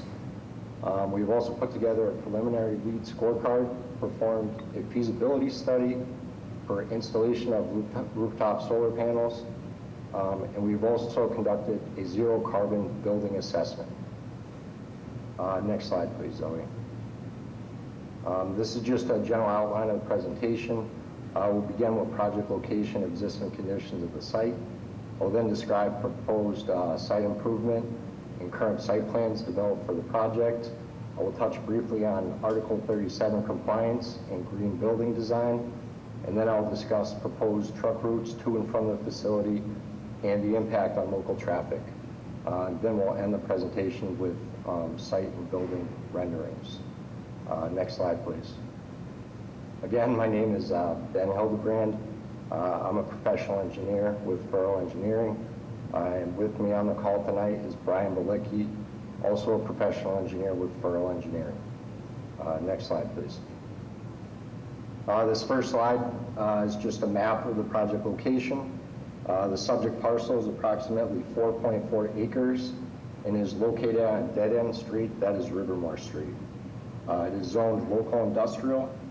It's abutted by industrial property to the east and the west, urban wilds, open space, and the Charles River to the south, and the MBTA commuter rail to the north. Next slide, please. These are the existing conditions of the site. As you can see, it's virtually completely paved over currently and is in pretty tough shape.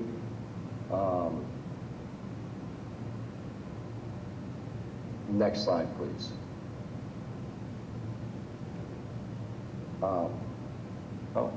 Sorry, Alana's planning slides All right, yep. were here, so we can skip forward to the next few slides. Okay. Yep. All right, perfect. So these are our proposed site improvements. First, we're proposing the installation of green space with tree and shrub plantings along Rivermore Street.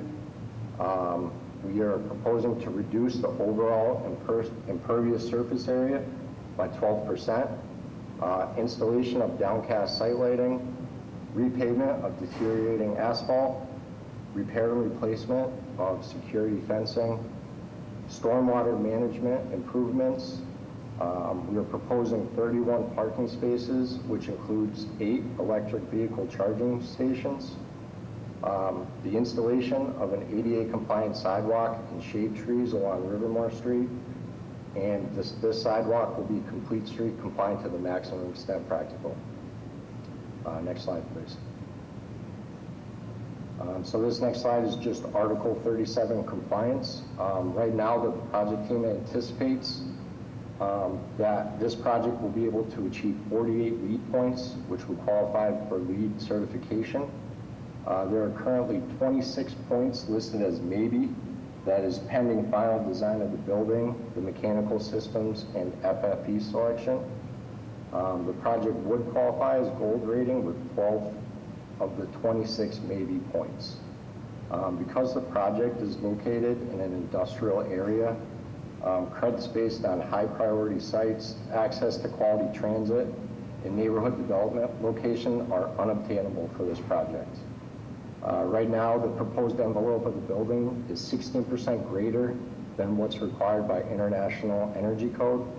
And we are also expecting the building to qualify as energy positive design with the addition of rooftop solar that will generate more energy than the facility will consume. Next slide, please. This is the existing conditions of the site. As you can see, it's more or less completely paved over.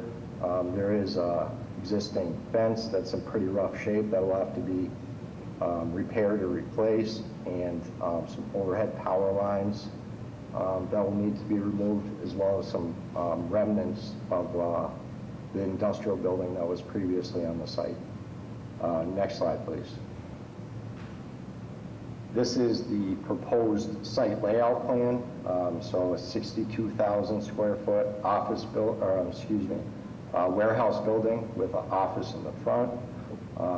We are proposing to move the driveway slightly to the east to facilitate truck movement onto the property. So trucks will be able to enter the property on this main driveway here, would be able to maneuver on-site, back up to the loading docks, and then ultimately leave out the same driveway. So we are not expecting, or there will be no queuing necessary on Rivermore Street. We are also proposing green space in the front of the property, as well as the back of the property. That would include 30 or so low-growth shrubs. And the reason for that, the low-growth shrubs, is there's a power line easement at the back of the property. Next slide, please. So this is our landscaping utilities plan. Again, green space at the front and the back of the property. And then at the bottom of the building there, we are proposing to put infiltration chambers in to help with the stormwater management on site. Next slide, please. So the purpose of this slide is just to show the truck turning on site. So trucks would be able to get onto the property easily, would be able to completely maneuver on site, back up to the loading docks, and then ultimately leave out the same driveway. Next slide, please. So this is just a site detail sheet. Up at the top right is just a detail of the infiltration chambers for stormwater management. And then at the bottom of the sheet here is just an enlarged view of the sidewalk plan for the front of the property at Rivermore Street. And we will be including additional plantings along that sidewalk as well. Next slide, please. So this is just our proposed trucking route. So tractor trailers would be directed to access Rivermore Street via I-95 to Needham Street and then to VFW Parkway. So that's trucks entering and leaving the facility. No tractor trailer trucks would be directed to go north of the facility onto VFW Parkway. Next slide, please. So this is a traffic analysis that was performed by this office. And so essentially we recalculate the overall change in vehicle trip ends based on the proposed use. And this data is obtained from the Trip Generation Manual, 11th edition, which is published by the Institute of Transportation Engineers. So essentially the existing site as developed generates approximately 38 and 28 average vehicle trip ends during the weekday AM and PM peak hours. So what this means is basically between 7 and 9 AM in the morning and 4 and 6 PM in the evening when you would expect the heaviest traffic counts. The proposed use would generate approximately 47 and 36 average vehicle trip ends during the weekday AM and PM peak hours. So in summary, the proposed redevelopment of the site we would expect to generate an additional 9 trips and 8 trips respectively AM and PM. So we're not expecting a significant add to the traffic in the area based on this use. Next slide, please. So this is just a color site plan of the proposed building and site. Again, proposed green space at the front and the back of the property, 31 parking spaces in line with Boston transportation standards, and room for trucks on site to be able to maneuver and access the loading docks. Next sheet, please. And then finally, this is a preliminary rendering of the building. It'll be a pre-engineered metal building and meet the overall character of other buildings in the area. It'll be a maximum of 35 feet in height, so we're not expecting any impact on wind, shadow, daylight, or solar glare. There will be an office in the front and warehouse space in the back, and then loading docks for truck access. Next slide, please. So I believe this will be a positive project for the city of Boston. It'll create construction period as well as long-term jobs. It'll clean up a vacant site. We're proposing to remove a half an acre of impervious surface and ultimately increase stormwater infiltration. And we are also proposing to improve the sidewalk access along Rivermore Street with added green space. Furthermore, we're committed to green building design with LEED rated guidance, a net energy positive building with the installation of rooftop solar panels, and we're also proposing to exceed international energy code standards. We look forward to working with Boston Planning and Development, and thank you very much for your time. Okay, thank you. All right, so do we have any questions or comments from the board? Thank you, Madam Chair, and thank you for the presentation, Ben and team. So I know this area very, very well. It's the small little industrial park between the VFW Parkway and Thomas M. Menino Fields at Millennium Park, so it's in line with the other buildings that currently serve there. The city archives are also there. I'm impressed that you're able to get net energy positive design on a building with manufacturing. That's impressive. What will you be manufacturing that allows you to sort of stay there? So right now there is no end use tenant for this building. We're trying to get it permitted and then ultimately find a tenant that would match the character of the neighborhood. Okay, so is the net energy is based on not having a tenant? Typical warehouse use of electricity. Okay, and that would be the primary focus is warehouse, but it would be zoned for some manufacturing as well. Correct, warehouse and some light manufacturing potentially. And gotcha. And so the net energy positive is based on sort of whatever the average. Yeah, we had to take some certain assumptions this early on with the design, but essentially we are proposing to put solar panels on almost the entire rooftop right now. It's a great location for it. So yeah, so listen, I would just urge you as as the process continues to work with a customer, and there'll be other opportunities for us and for other city agencies to weigh in, but to keep with a tenant that could meet that, because again, I want to again underscore that's an impressive feat to have a building, net zero carbon is what we often strive for. This is actually net positive. In particular with something that includes manufacturing is not easy to do, so I commend you and your team for doing that. As someone who frequents the area, I look forward to watching this progress. Thank you. All right, thank you. Okay. Additional questions or comments? I just want to plus one on Mr. O'Malley's comments regarding green energy. It's definitely evident that you are intentional and that is a goal for you, and it's really nice to see that that the market is responding right to our needs, and that and to the needs of energy and moving towards green energy and so forth. So I think you're being a really great example for the industry. All right. If there are any other questions or comments? Hearing and seeing none, a motion is in order. So moved. Second. Roll call for a vote. Ms. Bennett? Aye. Mr. Shepherd? Aye. Dr. Landsmark? Aye. Mr. O'Malley? Aye. And the chair votes aye. Motion passes. Congratulations. Good luck. Thank you so much. Cheers. Okay, so we've got Secretary Polhemus. Do you think we take a break, or do we squeeze in one more? Let's squeeze in one more. Let's squeeze in one more. Item number 24, request authorization to issue a certification of approval pursuant to Article 80E, small project review of the zoning code.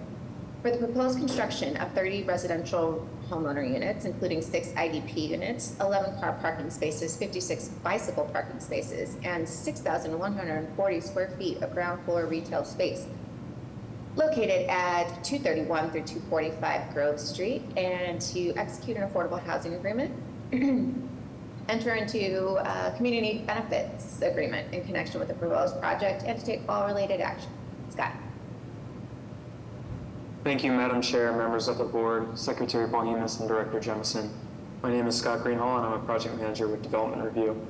The proposed project before you is an Article 80 small project located at 231 to 245 Grove Street in West Roxbury.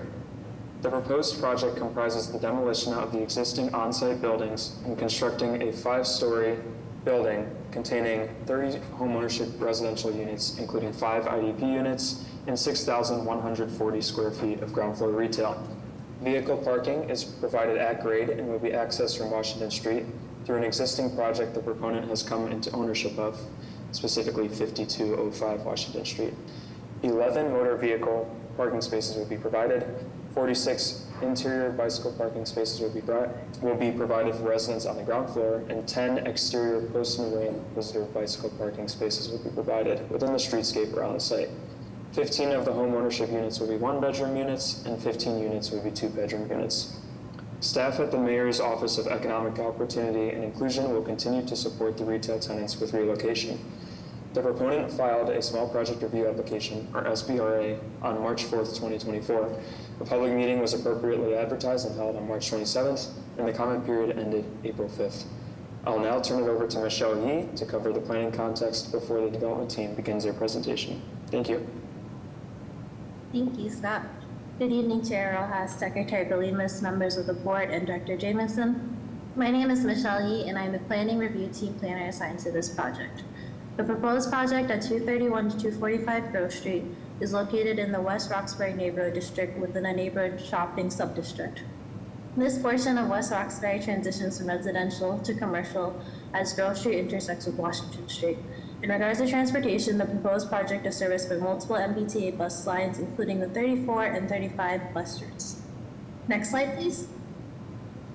Zoning relief is recommended for the proposed project as the proposed use mix is consistent with the local context, as well as citywide goals for public realm improvement and the creation of appropriately scaled new commercial and residential spaces.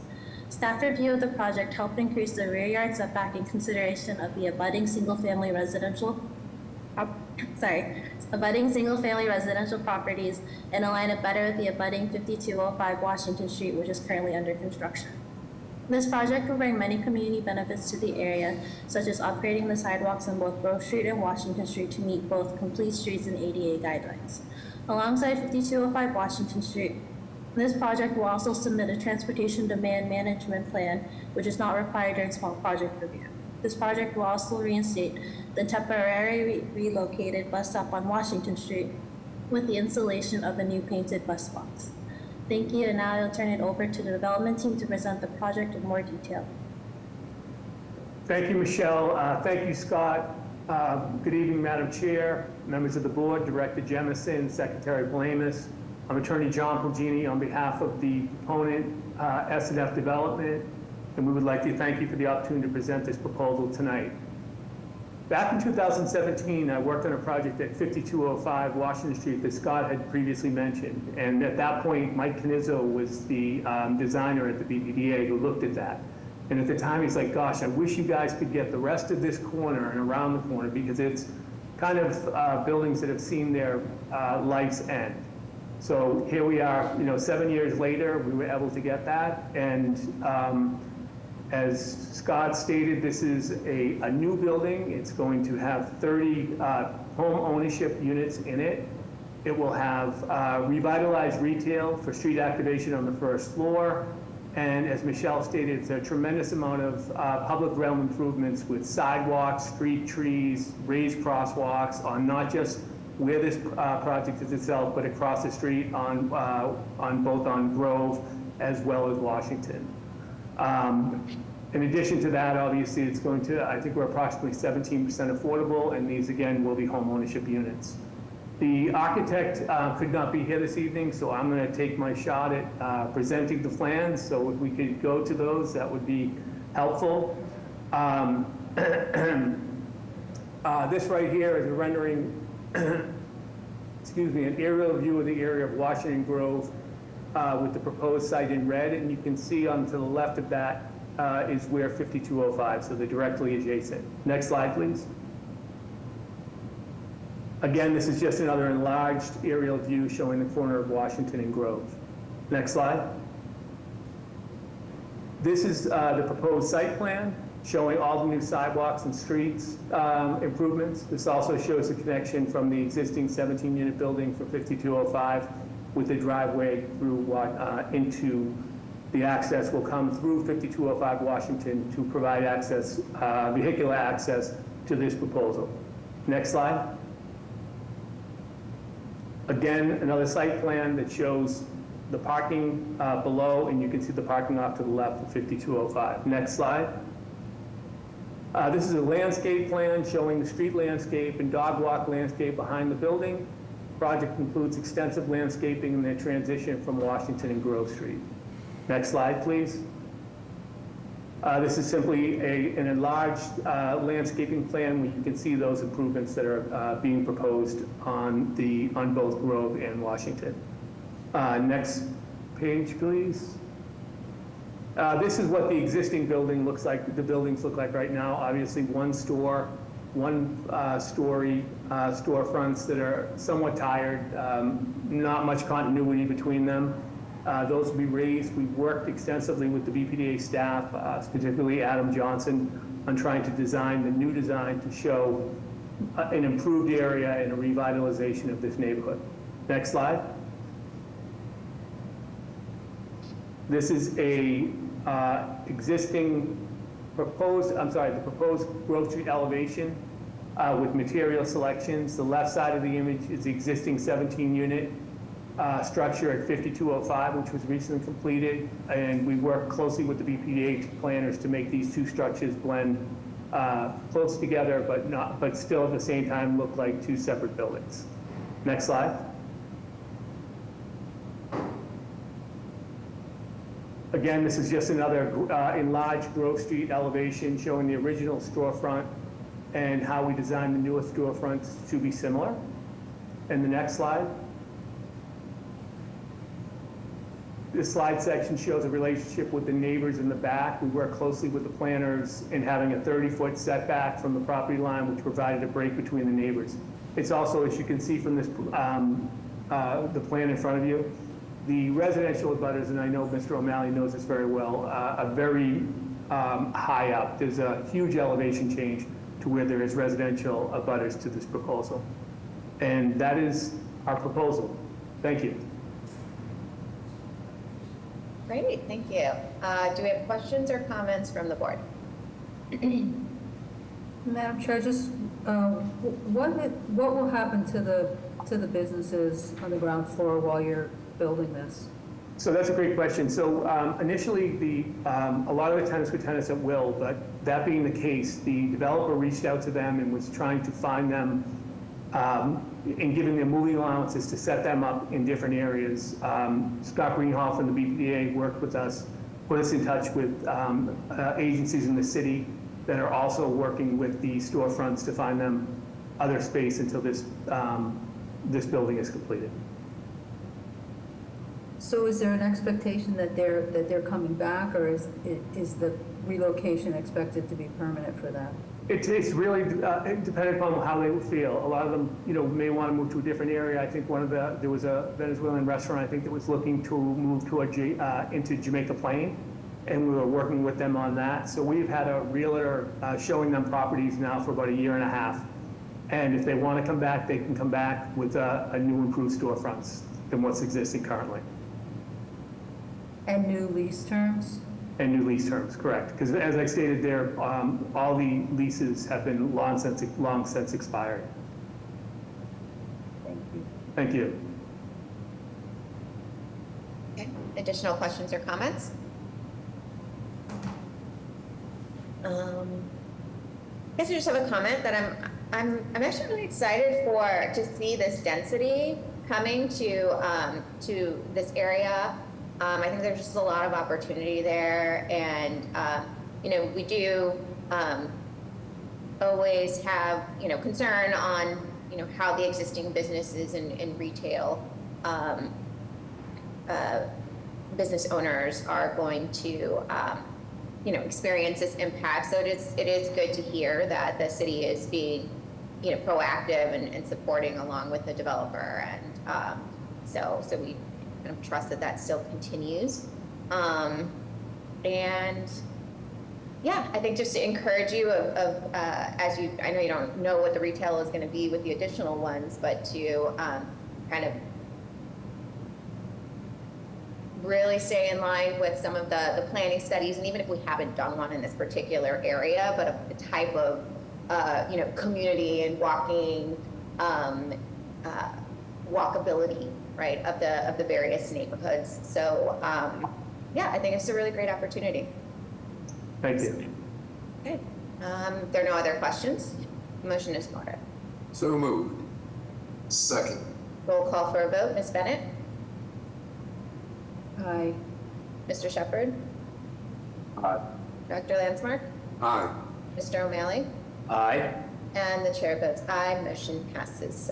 Thank you very much. Thank you, everyone. Enjoy your night. You too. Okay, so we are at 5:32. So we are going to take a brief 5-minute break before we start the public hearing. So let's see everybody at 5:37-ish.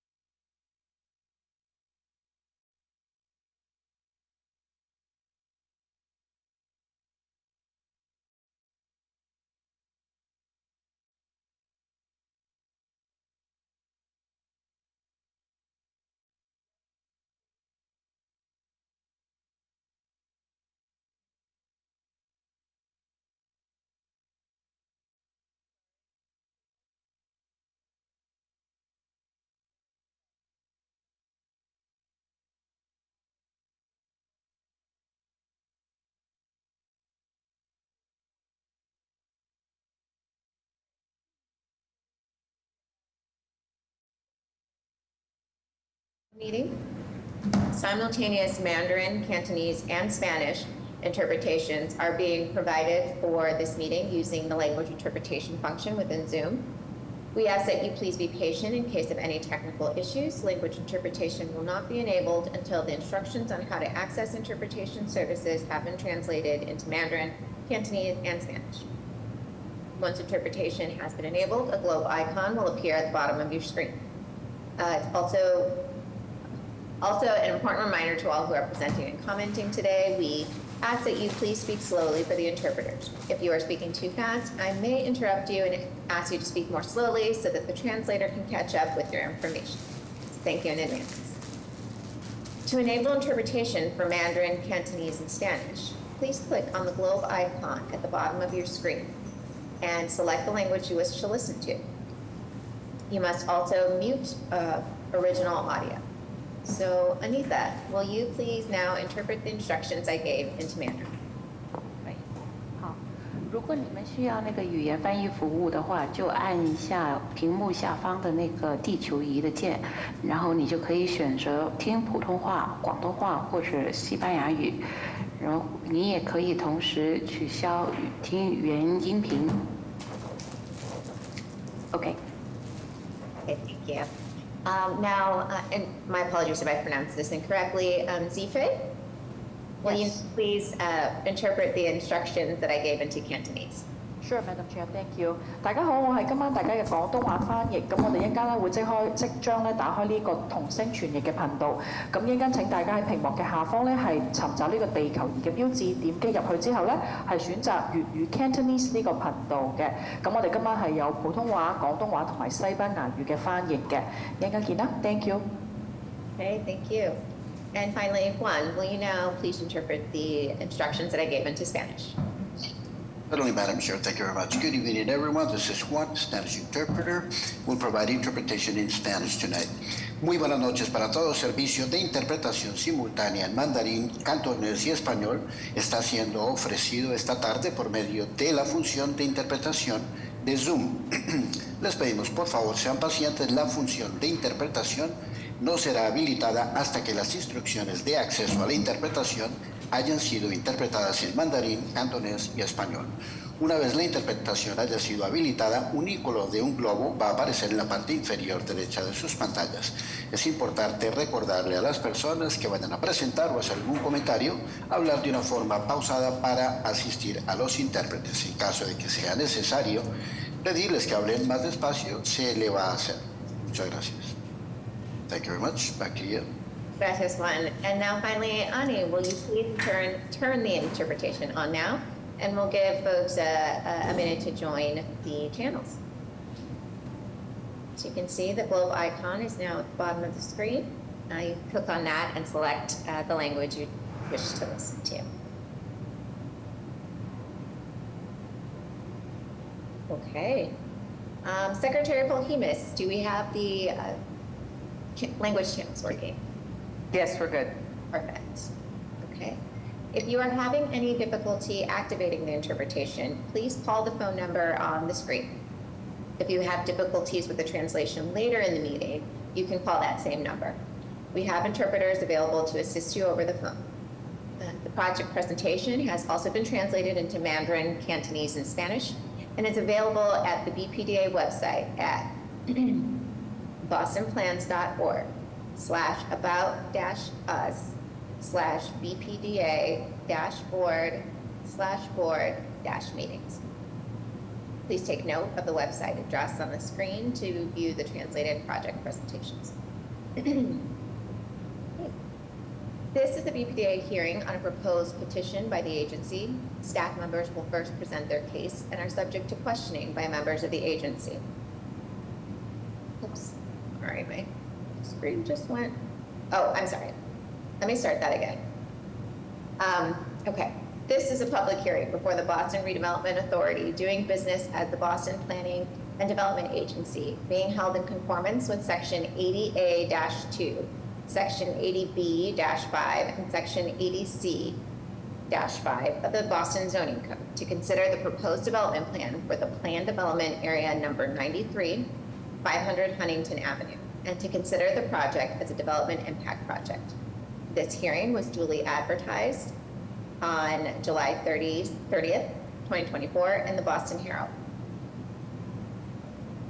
This is a BPDA hearing on a proposed petition by the agency. Staff members will first present their case and are subject to questioning by the members of the agency. Thereafter, anyone who wishes to testify about the proposed project will be afforded an opportunity. We are taking support and opposition at the same time, so if you're planning to testify, please take time now to verify that your computer microphone is active and click on the hand icon on your Zoom control panel. This will signal to the staff that you would like to speak. When your hand is raised, it will be blue, and if you're calling into the meeting and would like to testify, please dial *9 to raise your hand. When I call for all testimony, staff will announce your name and allow you to talk. You must unmute your microphone and your webcam will not be active. In an effort to accommodate all who would like to speak about this proposal, each person will be given up to 2 minutes to comment. BPDA staff will indicate when 30 seconds remain. At that time, please conclude your remarks so that the hearing may continue and others may be heard. Finally, the proponents are allowed a period of 5 to 10 minutes for rebuttal if they so desire. Stephen, will you now please begin the presentation? Good evening. Thank you, Madam Chair, members of the board, Madam Secretary, and Director Jameson. My name is Stephen Harvey, and I'm Senior Project Manager at the City of Boston Planning Department. Thank you for your time today. The proposal I bring before you for consideration is the proposed First Amendment to the Development Plan for Planned Development Area number 93, and the proposed Article 80B large project at 500 Huntington Ave, located at 500 Huntington Ave in Mission Hill. Originally approved by the BPDA board on September 12, 2013, the PDA development plan set forth the zoning for the project as well as the use and appearance of the proposed structures. The proposed project, filed on March 13, 2023, is approximately 640,000 square feet. The use is primarily research, office, and life science with a ground floor retail portion. The proposed project will have a maximum height of 280 feet. The proposed project will retain 42 existing parking spaces at the site and includes a maximum of 313 new on-site motor vehicle parking spaces, resulting in a total of 355 spaces in a single below-grade garage under the footprint of the two proposed buildings. Overall, the amendment reduces the number of parking spaces within the site from the initially proposed 410 to 355. The project will also provide the proposal will also provide interior parking for 256 bikes. The First Amendment to the PDA filed in relation to the proposed project includes a reduction in height and increased overall open space from the originally approved PDA. Over the course of the review, the Planning Department staff has worked closely with the development team to shape the proposal and align it with the Avenue of Arts guidelines. The proposal has also committed to design and construct the Roxbury Fenway Connector, which will serve to complete an important missing link in the bike network connecting the Southwest Corridor to the Emerald Necklace. Pursuant to Section 80B-5.3 of the Code, I hosted an impact advisory group meetings for the proposal on April 25th, 2023 and July 29th, 2024. I also hosted public meetings for the proposal on May 2nd, 2023 and on July 30th, 2024. If approved by the board, this proposal would grant the First Amendment to the 2013 Planned Development Area Development Plan via Article 80C that would allow the proponent to begin construction of the overall proposal via Article 80B after completing design review.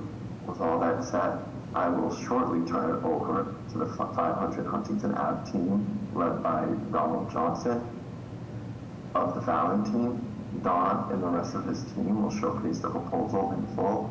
However, before that occurs, my planning colleague, Alana Himes, will present the planning context for the proposal, Once the entire presentation is complete, the 500 Huntington Ave team will be available to the Huntington Ave team, and I will be available to take questions from the board.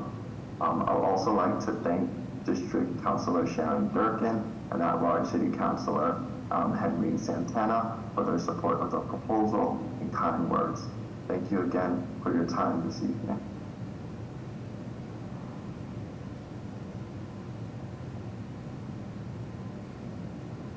Thanks, Stephen. Next slide, please. Great, they're here this time. Good evening, Chair Rojas, Secretary Polhimas, members of the board, and Director Jemison. My name is Ilana Hames, and I am the planner assigned to this project. The proposed project is located in a community commercial subdistrict within the Mission Hill neighborhood, pursuant to Article 59 of the zoning code. Applicable zoning overlays include the Groundwater Conservation Overlay District and Restricted Parking District. Land use and dimensional regulations set forth by the zoning code and zoning overlay districts are superseded by the regulations set forth in the Planned Development Area Overlay, PDA number 93, as Stephen mentioned, approved by BPDA Board and the Zoning Commission in 2013. Next slide, please. The proposed development site is located within the study area of the Avenue of the Arts Design Guidelines adopted in 2015. From the study, the 500 Huntington block, quote, combines development sites for both Wentworth Institute and Northeastern University. This large urban block will most likely see the most change as both IMP and PDAs indicate substantial new development here, end quote.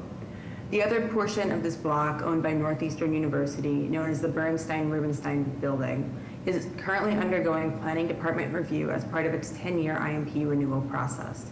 Design guidelines are detailed within the study and include priorities for open space, building massing, and ground floor uses. Guidelines include, but are not limited to, a minimum setback of 45 feet to be maintained along Ruggles Street to accommodate transportation improvements, an extension of the pedestrian access from the Fenway to the Ruggles MBTA station across Museum Way, open space connecting to Wentworth across Ruggles Street, massing to reduce shadow on the MFA and Emerald Necklace, and active ground floor uses. Additional context for the design of the proposed project comes from the Boston Green Links program vision for the Roxbury of Fenway connector. The Roxbury of Fenway connector is a proposed link between the existing double row of trees on Ruggles Street between Ruggles Station and Parker Street, intended to fill in a missing section of seamless bicycle and pedestrian network connecting the Southwest Corridor and Ruggles Station to the Emerald Necklace. The contributions by the project at 500 Huntington Avenue to the Green Link include both on-site and off-site improvements connecting the site's Ruggles Street edge from Parker Street to Huntington Avenue. Next slide, please. The proposed project includes a reduced height and increased open space provision from the Planned Development Area number 93 originally adopted in 2013.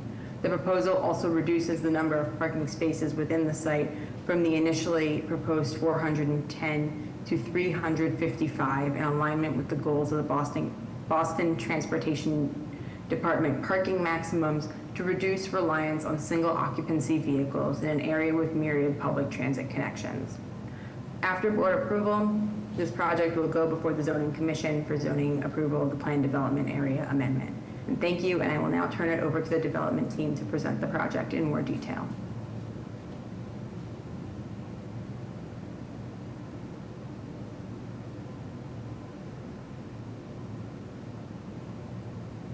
Go ahead, President Thompson. Thank you. Good evening, Madam Chair, esteemed members of the board, Director Jemison, and Secretary Polhimas. My name is Mark Thompson. I'm the president of Wentworth Institute of Technology. I'm grateful for the opportunity to speak about the 500 Huntington project and its strategic importance to Wentworth. Although Wentworth is not the proponent of the project at 500 Huntington Avenue, it is being proposed on Wentworth-owned land under a long-term ground lease with the Huntington Development Group. I want to speak for just a moment about why Wentworth decided to lease this property and what this project means to the university. Wentworth's mission is to prepare students for the careers of tomorrow, and we've done this for 120 years by relying on experiential learning, carefully focusing our programming on in-demand technical careers and professions, and also ensuring that we are giving back to our community. The funds from the private redevelopment of 500 Huntington Avenue will help Wentworth ensure that it can afford to simultaneously support its educational programming and improve its physical campus environment. It presently requires the upgrading and replacement of at least 1/2 residence halls and academic facilities that are nearing practical obsolescence. Also, Wentworth has a long history of being a good neighbor, as evidenced by community commitments such as providing scholarships and vocational training programs. One of many examples is our partnership with the Boston Public Schools STRIVE program, which we're honored to have Mayor Wu tour recently on our campus. This partnership has been in place for over 35 years, providing workforce training to students with unique learning and physical needs. This vocational program has placed approximately 6,000 Boston Public Schools students in internships and employment opportunities upon graduation. Approval of this proposal will help Wentworth not only continue, but also expand on these types of benefits. For an institution that relies on its tuition for 96% of its operating budget, the funding from the ground lease of 500 Huntington is extraordinarily significant to Wentworth's long-term success and stability as an institution of higher education. Finally, I'd be remiss if I did not also mention Wentworth's interest and excitement in the opportunity to co-locate a state-of-the-art lab, R&D, and life sciences complex directly adjacent to our campus. The success of 500 Huntington is tied to the continued success of Wentworth, and we'll be lucky to have the opportunities for future training and hiring literally at our front door.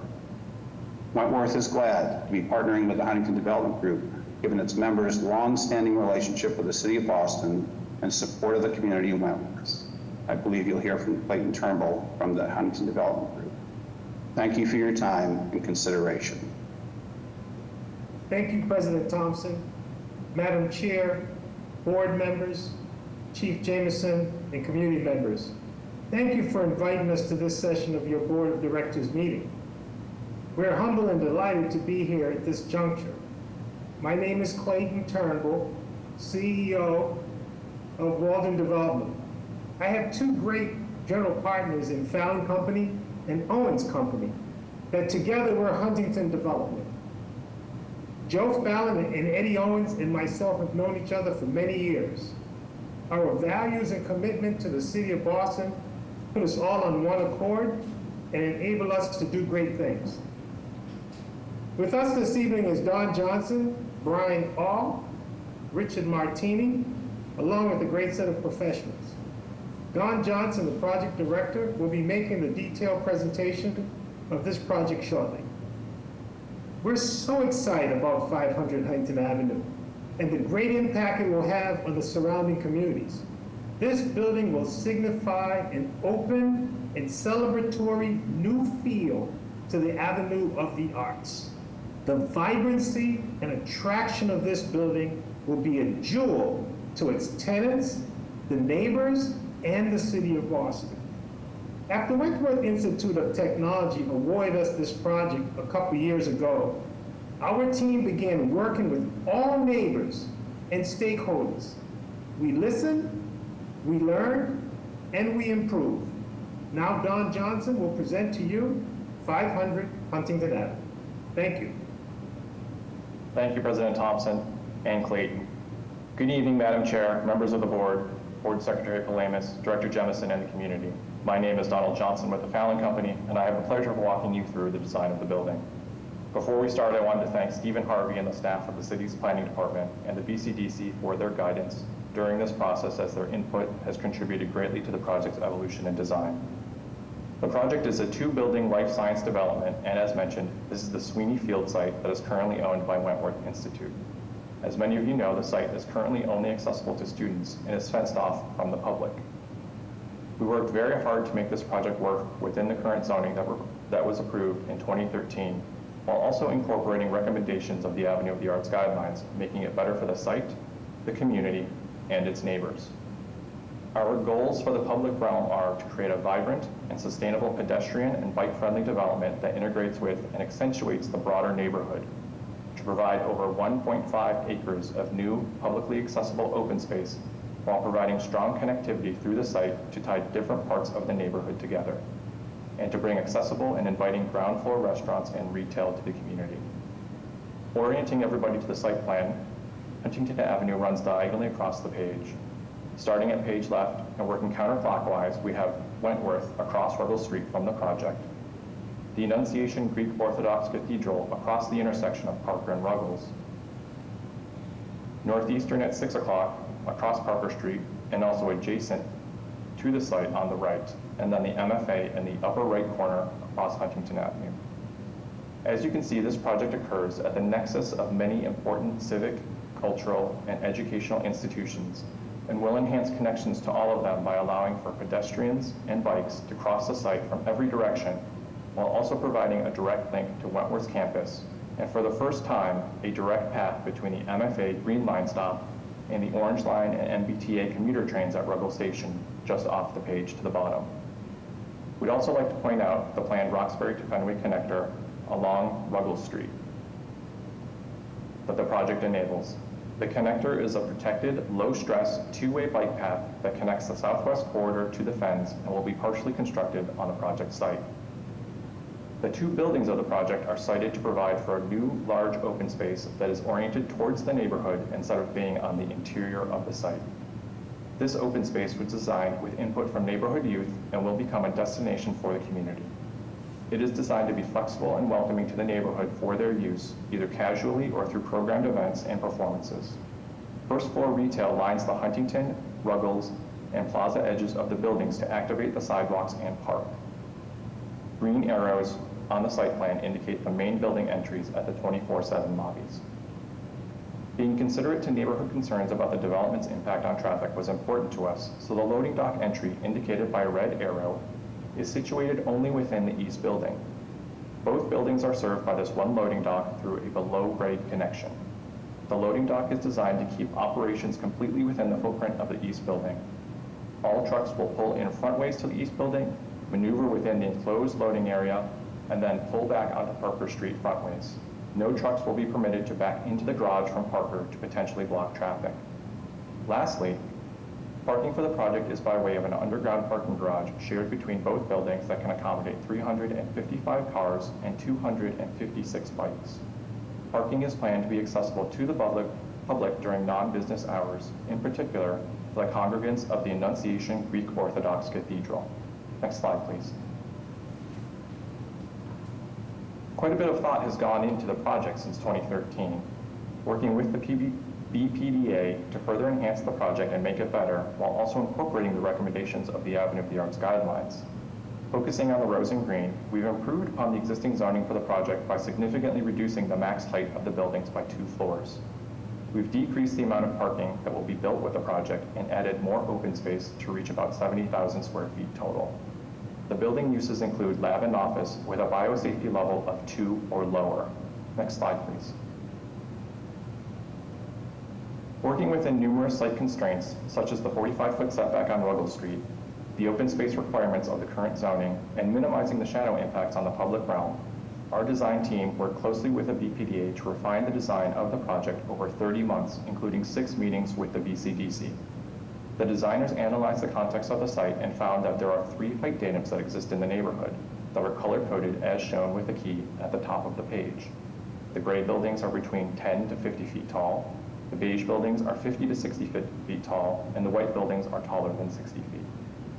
Though our building is taller than 60 feet, our goal was to acknowledge the 50 to 60 foot datum as much as possible to anchor the building to their surroundings. We did this by designing a 3-story podium on all sides of the building that aligns with the Huntington, Parker, and Ruggles street walls, as shown in the image on the upper right. This podium is activated with ground floor retail in large public lobbies that bring life to the adjacent sidewalks and plaza. The buildings then rise from the podiums, and the upper floors twist and curve as they go up to add visual interest and further break down the building's massing, as shown in the massing model on the left. The materials of the neighborhood were also studied and analyzed. In the lower right, we see examples of the predominant materials and tones from the buildings in the vicinity that our project takes cues from, a design of its lower levels to further blend in with its context. In the next slides, we'll see how this all comes together. Next slide, please. Here is an overall view of the building from Huntington Avenue to the south of the site.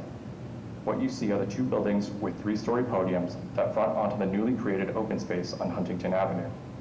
The podiums use the warm, earthy tones of the neighborhood, and then as the buildings go up in height, they become glassier and more transparent.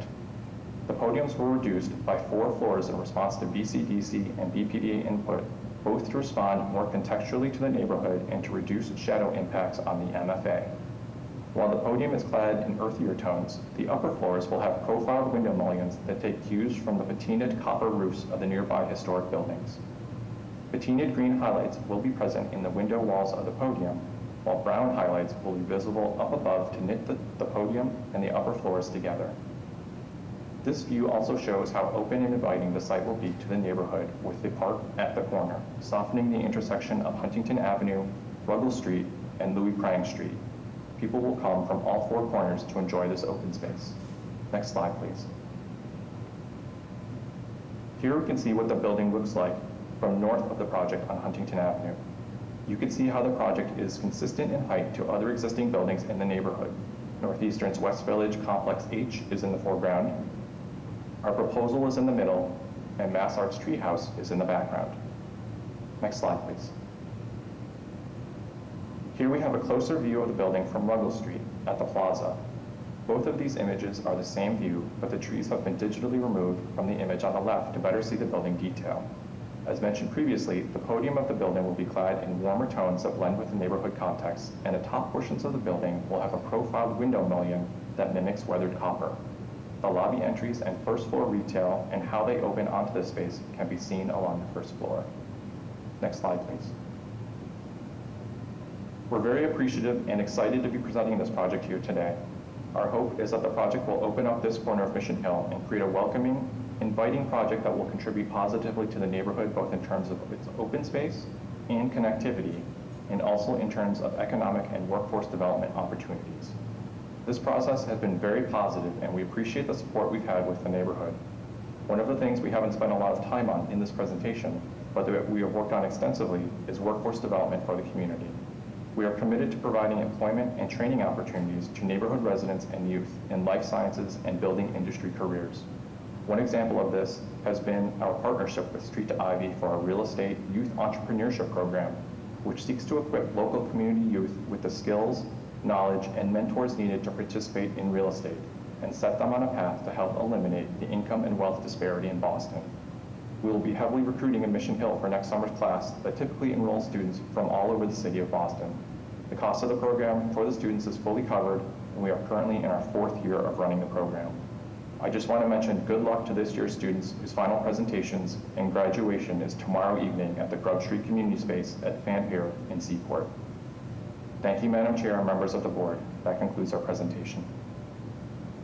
Great, thank you so much, Mr. Johnson. All right, so this is a public hearing.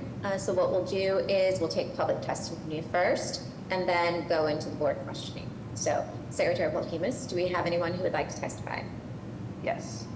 Jack Hart, you can unmute yourself. Thank you, Madam Secretary. Can you hear me? Yes, I can hear you. Thank you. Yeah, thank you, Madam Chair, Director Jemison, Madam Secretary, and members of the board. My name is Jack Hart. I am an attorney consultant working with the Museum of Fine Arts, the MFA, and the Board of Trustees. Thank you for that presentation from the Huntington Development Team. And credit belongs to them because they've worked for a long period of time on this, and this is a very, very good project. However, the MFA trustees, many of them developers and contractors themselves, are respectfully asking the board to table this agenda item for 30 days. This is due to unresolved issues and concerns related to air intake, groundwater, vibration, traffic, and other matters. As many of you know, the MFA has over 500,000 pieces of art, many in the basement and lower basement of the MFA, and we are concerned with any significant impact. So we'd like to, and we hope to support this project in the near term. We cannot support it today, but we are asking the board to give us this 30-day reprieve if you can table this item. And we pledge to work collaboratively with the BPDA and the Huntington Development Group to resolve these issues, allay any concerns, and hopefully support this project 30 days from now. Thank you for your time, and we hope you honor our request. Thank you, Jack. Courtney Wright, you can unmute yourself. Good evening, Secretary Polimus and board members. My name is Courtney Wright. I'm the Executive Director at Mission Hill Main Streets. I'm speaking tonight in favor of this project. The development team has been in consistent and meaningful conversations with Main Streets over the last year, including doing district business walks with the organization. They've been responsive to our desire to have increased exposure to our local business district within their new proposed retail space and opportunities to use the acre of outdoor space, in addition to opportunities to bring restaurants, artisans, and organizations to the site for events, promotion, and programming. We're excited about the creation of modern wayfinding guides and maps that will help support one of Main Street's strategic goals of increasing foot traffic, to local businesses through street-facing ground-level marketing exposure, especially in this heavily traveled intersection that includes MBTA bus stops, train stops, at the corner of Huntington and Ruggles. Thank you. Thank you. Anna Calderon, you can unmute yourself. Good afternoon, members of the board. Ana Calderon from Councilor Santana's, City Councilor at Large Henry Santana's office. The councilor appreciates the efforts of project manager Stephen Harvey in guiding the project, and we thank him for fostering an inclusive process that has addressed feedback from the IAG and the public. We acknowledge the significant improvements made to the original proposal during the articulated process, particularly in response to community concerns such as the Alice Taylor development and the Greek Orthodox Cathedral. The proposal promises substantial benefits to the Mission Hill neighborhood, including the transformation of a currently fenced-off site into accessible public open space. This space is designed for flexibility and various uses, enhancing connectivity and engagement.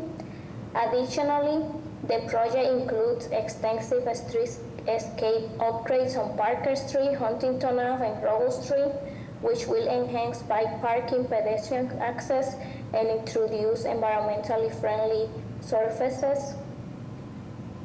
Finally, we encourage the development team to continue engagement with the community throughout the building process, especially regarding construction impacts and any modification to the approved public realm plans. Thank you. Thank you, Anna. Brenda Jackson, you can unmute yourself. Good evening, Madam Chair, members of the board, and Director Kirk and Secretary Polimus. My name is Brenda Thagnon Jackson. I am a special education teacher for the Boston Public Schools. I work in the STRIVE department, which stands for Supported Training to Reach Independence Through Vocational Experiences. I am here today to express my strong support for the 500 Huntington project. This development is not just about constructing a new building. It's about investing in the future of our community, particularly in the lives of our young adults with special needs. The funds generated from this project will enable Wentworth to continue supporting invaluable programs like the STRIVE Wentworth Training Program.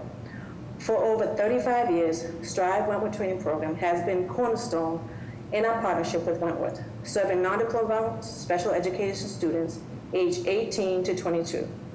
Through this program, we have successfully provided vocational training and opportunities that have transformed the lives of more than 6,000 students. These students, despite the challenges they face, have been able to secure meaningful employment thanks to the skills and experience they gained at Wentworth. The potential for future expansion that this project brings is crucial. It not only ensures the sustainability of STRIVE Wentworth Training Program, but also opens the doors for enhancing and growing our offerings to serve even more students. The impact of this program is far-reaching, providing these young adults with the tools they need to lead fulfilling, independent lives. In closing, I urge you to consider the immense value that the 500 project brings, not just in terms of infrastructure, but in the profound difference it will continue to make in the lives of our students and their families. Your support of this project is, in essence, a support for the continued growth and success of a program that has been changing lives for decades. Thank you so very much. Thank you, Brenda. Tom Yardley, you can unmute yourself. Good evening, Madam Chair, members of the board, Chief Chemison, Secretary Polimas. Thank you for the opportunity to comment. My name is Tom Yardley. I'm Vice President of Area Planning and Development for the Longwood Collective. We're the nonprofit representing the 22 member institutions in the Longwood medical and academic area, and this includes Wentworth Institute of Technology. For 50 years, we've served as stewards for Longwood, advancing area improvements. Our mission is to drive collaborative solutions to support the district, and it includes the planning and design and implementation of projects that benefit the district and the surrounding neighborhoods. And on behalf of Longwood Collective, I'm offering our strong support for the proposed project. A key benefit, as President Thompson stated, is that the project is of key strategic value to Wentworth, not only Wentworth, but also the diverse community of people that it serves and teaches, as we've just heard from other speakers this evening.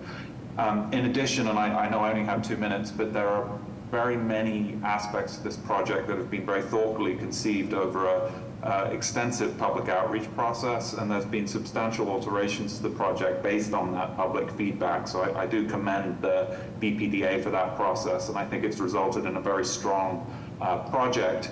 You know, one of the key benefits as well is improved connections and the transformation of a privatized, fenced-off space, somewhat privatized, I should say, to becoming a far more open and welcoming site with over an acre of publicly accessible open space. There's a lot of other benefits that I won't go through, but thank you for the opportunity to comment. And again, we offer our strong support for this project. Thank you, Tom. Shaitan Green, you can unmute yourself.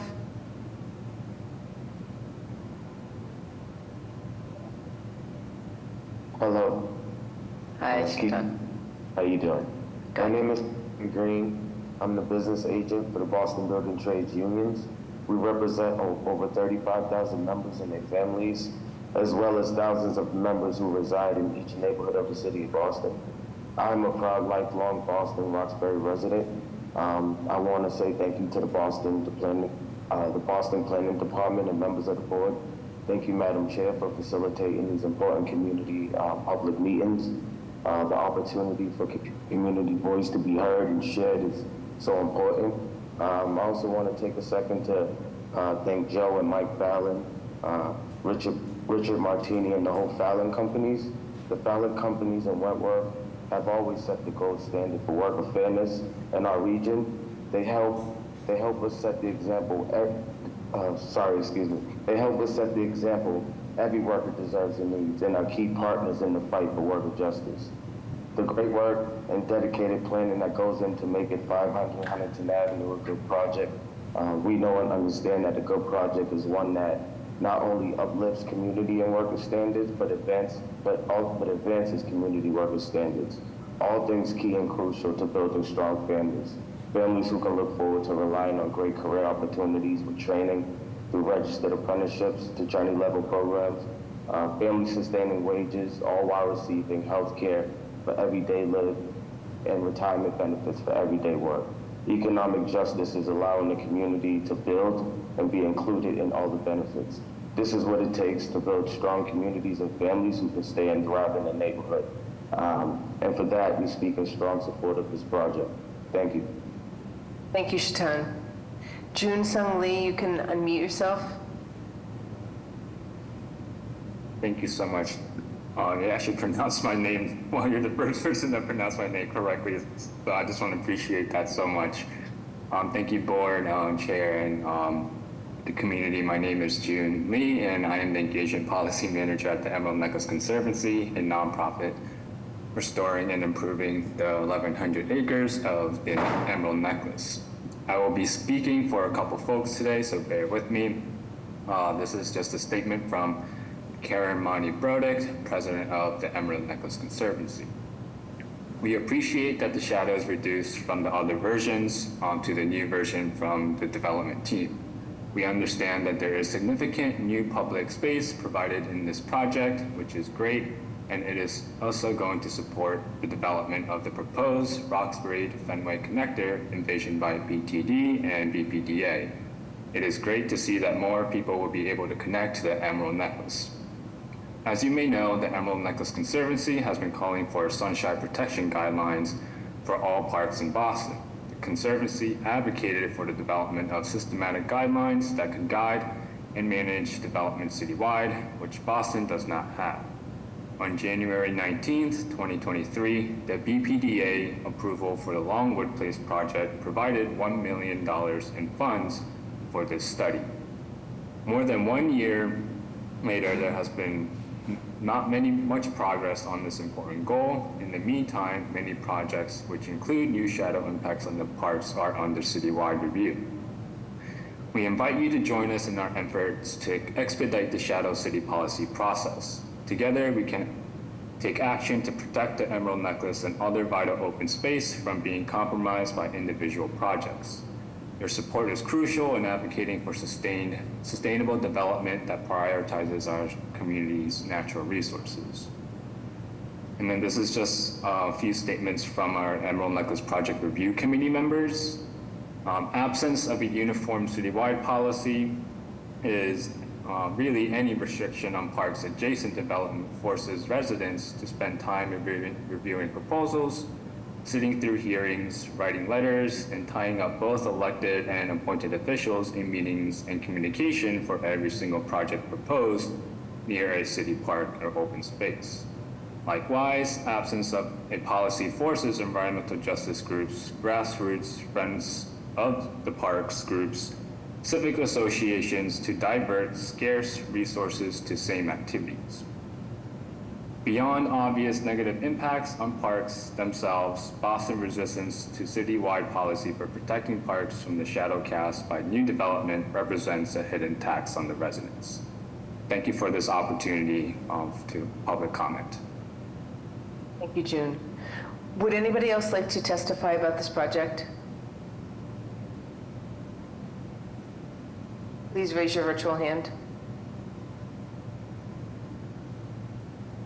Madam Chair, this concludes the public hearing portion of this item. Okay, great. Thank you very much. So let's go into board questioning. Do we have any questions for the board or comments? Through the chair, I'd like to make a comment. I just would like to say it's a wonderful project. The Huntington Development team, you guys did a great job with your presentation, but I would just ask to continue with communication with the neighborhood, and I would also like to add communication with Madison Park, young men and women out of Madison Park. Definitely the only vocational school that we have in the city of Boston that definitely needs the attention. I was a kid that grew up in this area. I was able, luckily, through Mission Hill, Longwood, and the Fenway area to work 18 years in the field out there, and I would love the opportunity for plenty other young men and women from the Boston neighborhood to have that opportunity as well. So that's basically all I have to say. Thank you very much. Thank you. Additional questions or comments? I was not aware that the Museum of Fine Arts might be expressing some concerns about some of the issues that this particular development might raise. I'm a trustee emeritus there, and had I known that in advance, I probably would have recused myself at the beginning of this discussion, but I've heard it now, and my one request would be that the proponents, should this proposal move forward, continue their discussions with the neighbors, as Rahim has requested, in order to address the remaining questions that exist around shadow and traffic and related impacts. Thank you. Additional questions or comments? Okay, I do have some questions. So I want to be responsive to a letter that we received from the MFA trustees or an email, and the gentleman who commented today in the open hearing. So can we talk about those unresolved issues or questions, particularly surrounding the safety or the impacts of that this project could have on all of the priceless and irreplaceable art that we hold there at the MFA very dearly. So some context would be lovely. Madam Chair, Clayton Turnbull again, and Dr. Lansmark, we appreciate your concern not only in hearing this today, but also what the MFA does. And I will assure you that we have just as much respect and passion for what the museum does. A lot of their concerns that were outstanding was brought to our team just within the last few days, and we've tried our best to reassure them that we would continue to work with them on this. We've given them a letter. And so we will commit to you, whatever the pleasure of your board. The issues that they've raised are very solvable. They're kind of typical with construction and development that we've done. So there's nothing that we heard that is monumental, but they wanted an opportunity to hire their consultants to help them along to make sure that all their T's are crossed and I's is dotted. So I think that we're definitely in agreement to give them an opportunity to feather that out. But there's no doubt that we've not minimized their comments, but we've met with them, I believe, 4 or 5 times, and it's only in the last 2 or 3 days that the strong opposition has really surfaced. And we're confident that there's nothing we've heard and what their consultant will come up with that will be so significant or so prohibitive of us being able to have a great project there. So, and to Director Shepherd, I grew up in this neighborhood also, and I would be very keen on Madison Park, and I think our partners will, and I think our development is big enough to stretch out over different areas going into the neighborhood. It won't be just the immediate area. So I will also commit to our team continuing to focus on the geography of our benefits and attributes to that. Great, thank you so much, Mr. Turnbull, for your response. As the chair, I'm gonna take some. Just as I'm evaluating this, I did see your letter in response to some of the concerns. I think it was a well-written letter, and I do, given the amazing potential impact that a project like this can have on so many people, this is. I want to be really clear that I really do.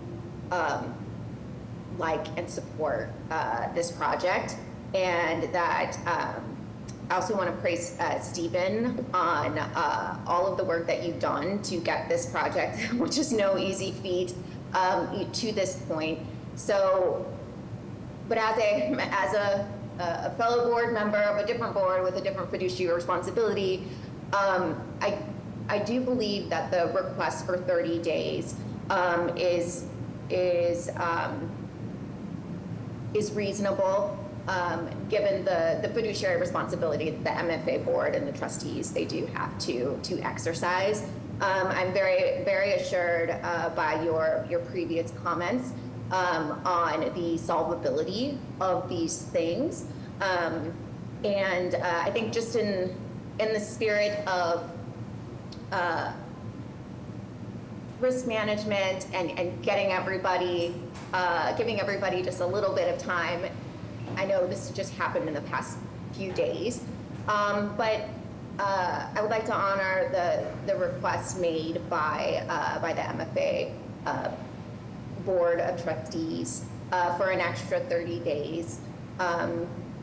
I I'm confident in your confidence of that this can be dealt with. You guys have done amazing job with collaborating with the community and all the institutions, and so I don't want any doubts or slights really to be reflected on this project, because I think this is all solvable. I think we're just kind of in a crunch from a time board perspective and when people found things out.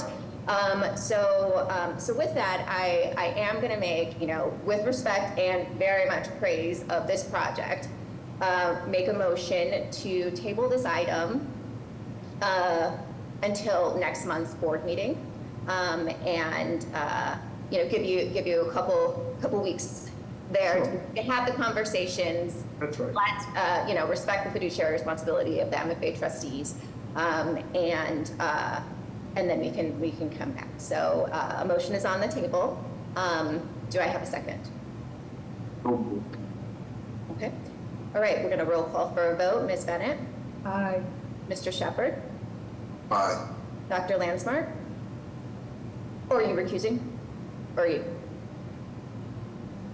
Oh, you're abstaining. Okay. I think I just read your lips because you were. Actually, sorry, I'm abstaining. You're abstaining? Okay. Yeah. Mr. O'Malley? Yes. Okay. And the chair votes aye. Motion passes.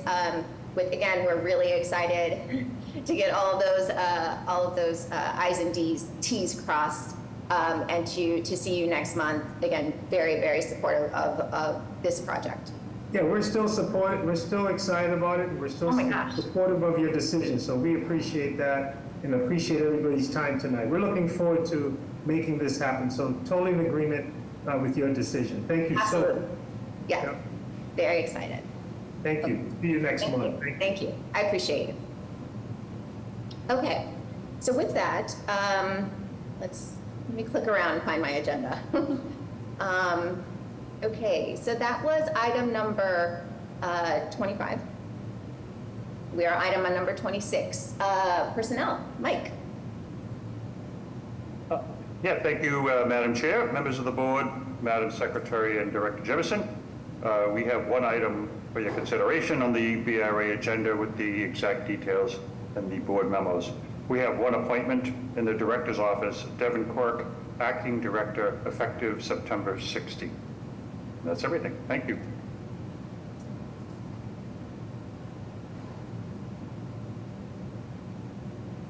Sorry, I was muted.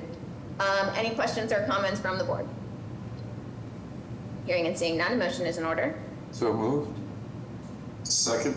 Roll call for a vote. Ms. Bennett? Aye. Mr. Shepherd? Aye. Dr. Landsmark? Aye. Mr. O'Malley? Aye. And the chair votes aye. Motion passes. Thank you, Mike. And item number 27, contractual. I need a motion to pay the bills. I move that we pay our bills. I second that. Roll call for a vote. Ms. Bennett? Aye. Mr. Shepherd? Aye. Dr. Landsmark? Aye. Mr. O'Malley? Aye. And the chair votes aye. Motion passes. Please pay the bills. And finally, director's update. Director Jemison, the floor is yours. Yes, good evening, everyone. Thanks for your time and attention. Great to be here with you. So at tonight's board meeting, we approved 3 new development projects composed of 45 new residential units, of which 7 are income restricted. The total developer's cost estimate is a little over $18 million. The projects represent 131,000 square feet of new development, about half of which, a third of which is residential square footage.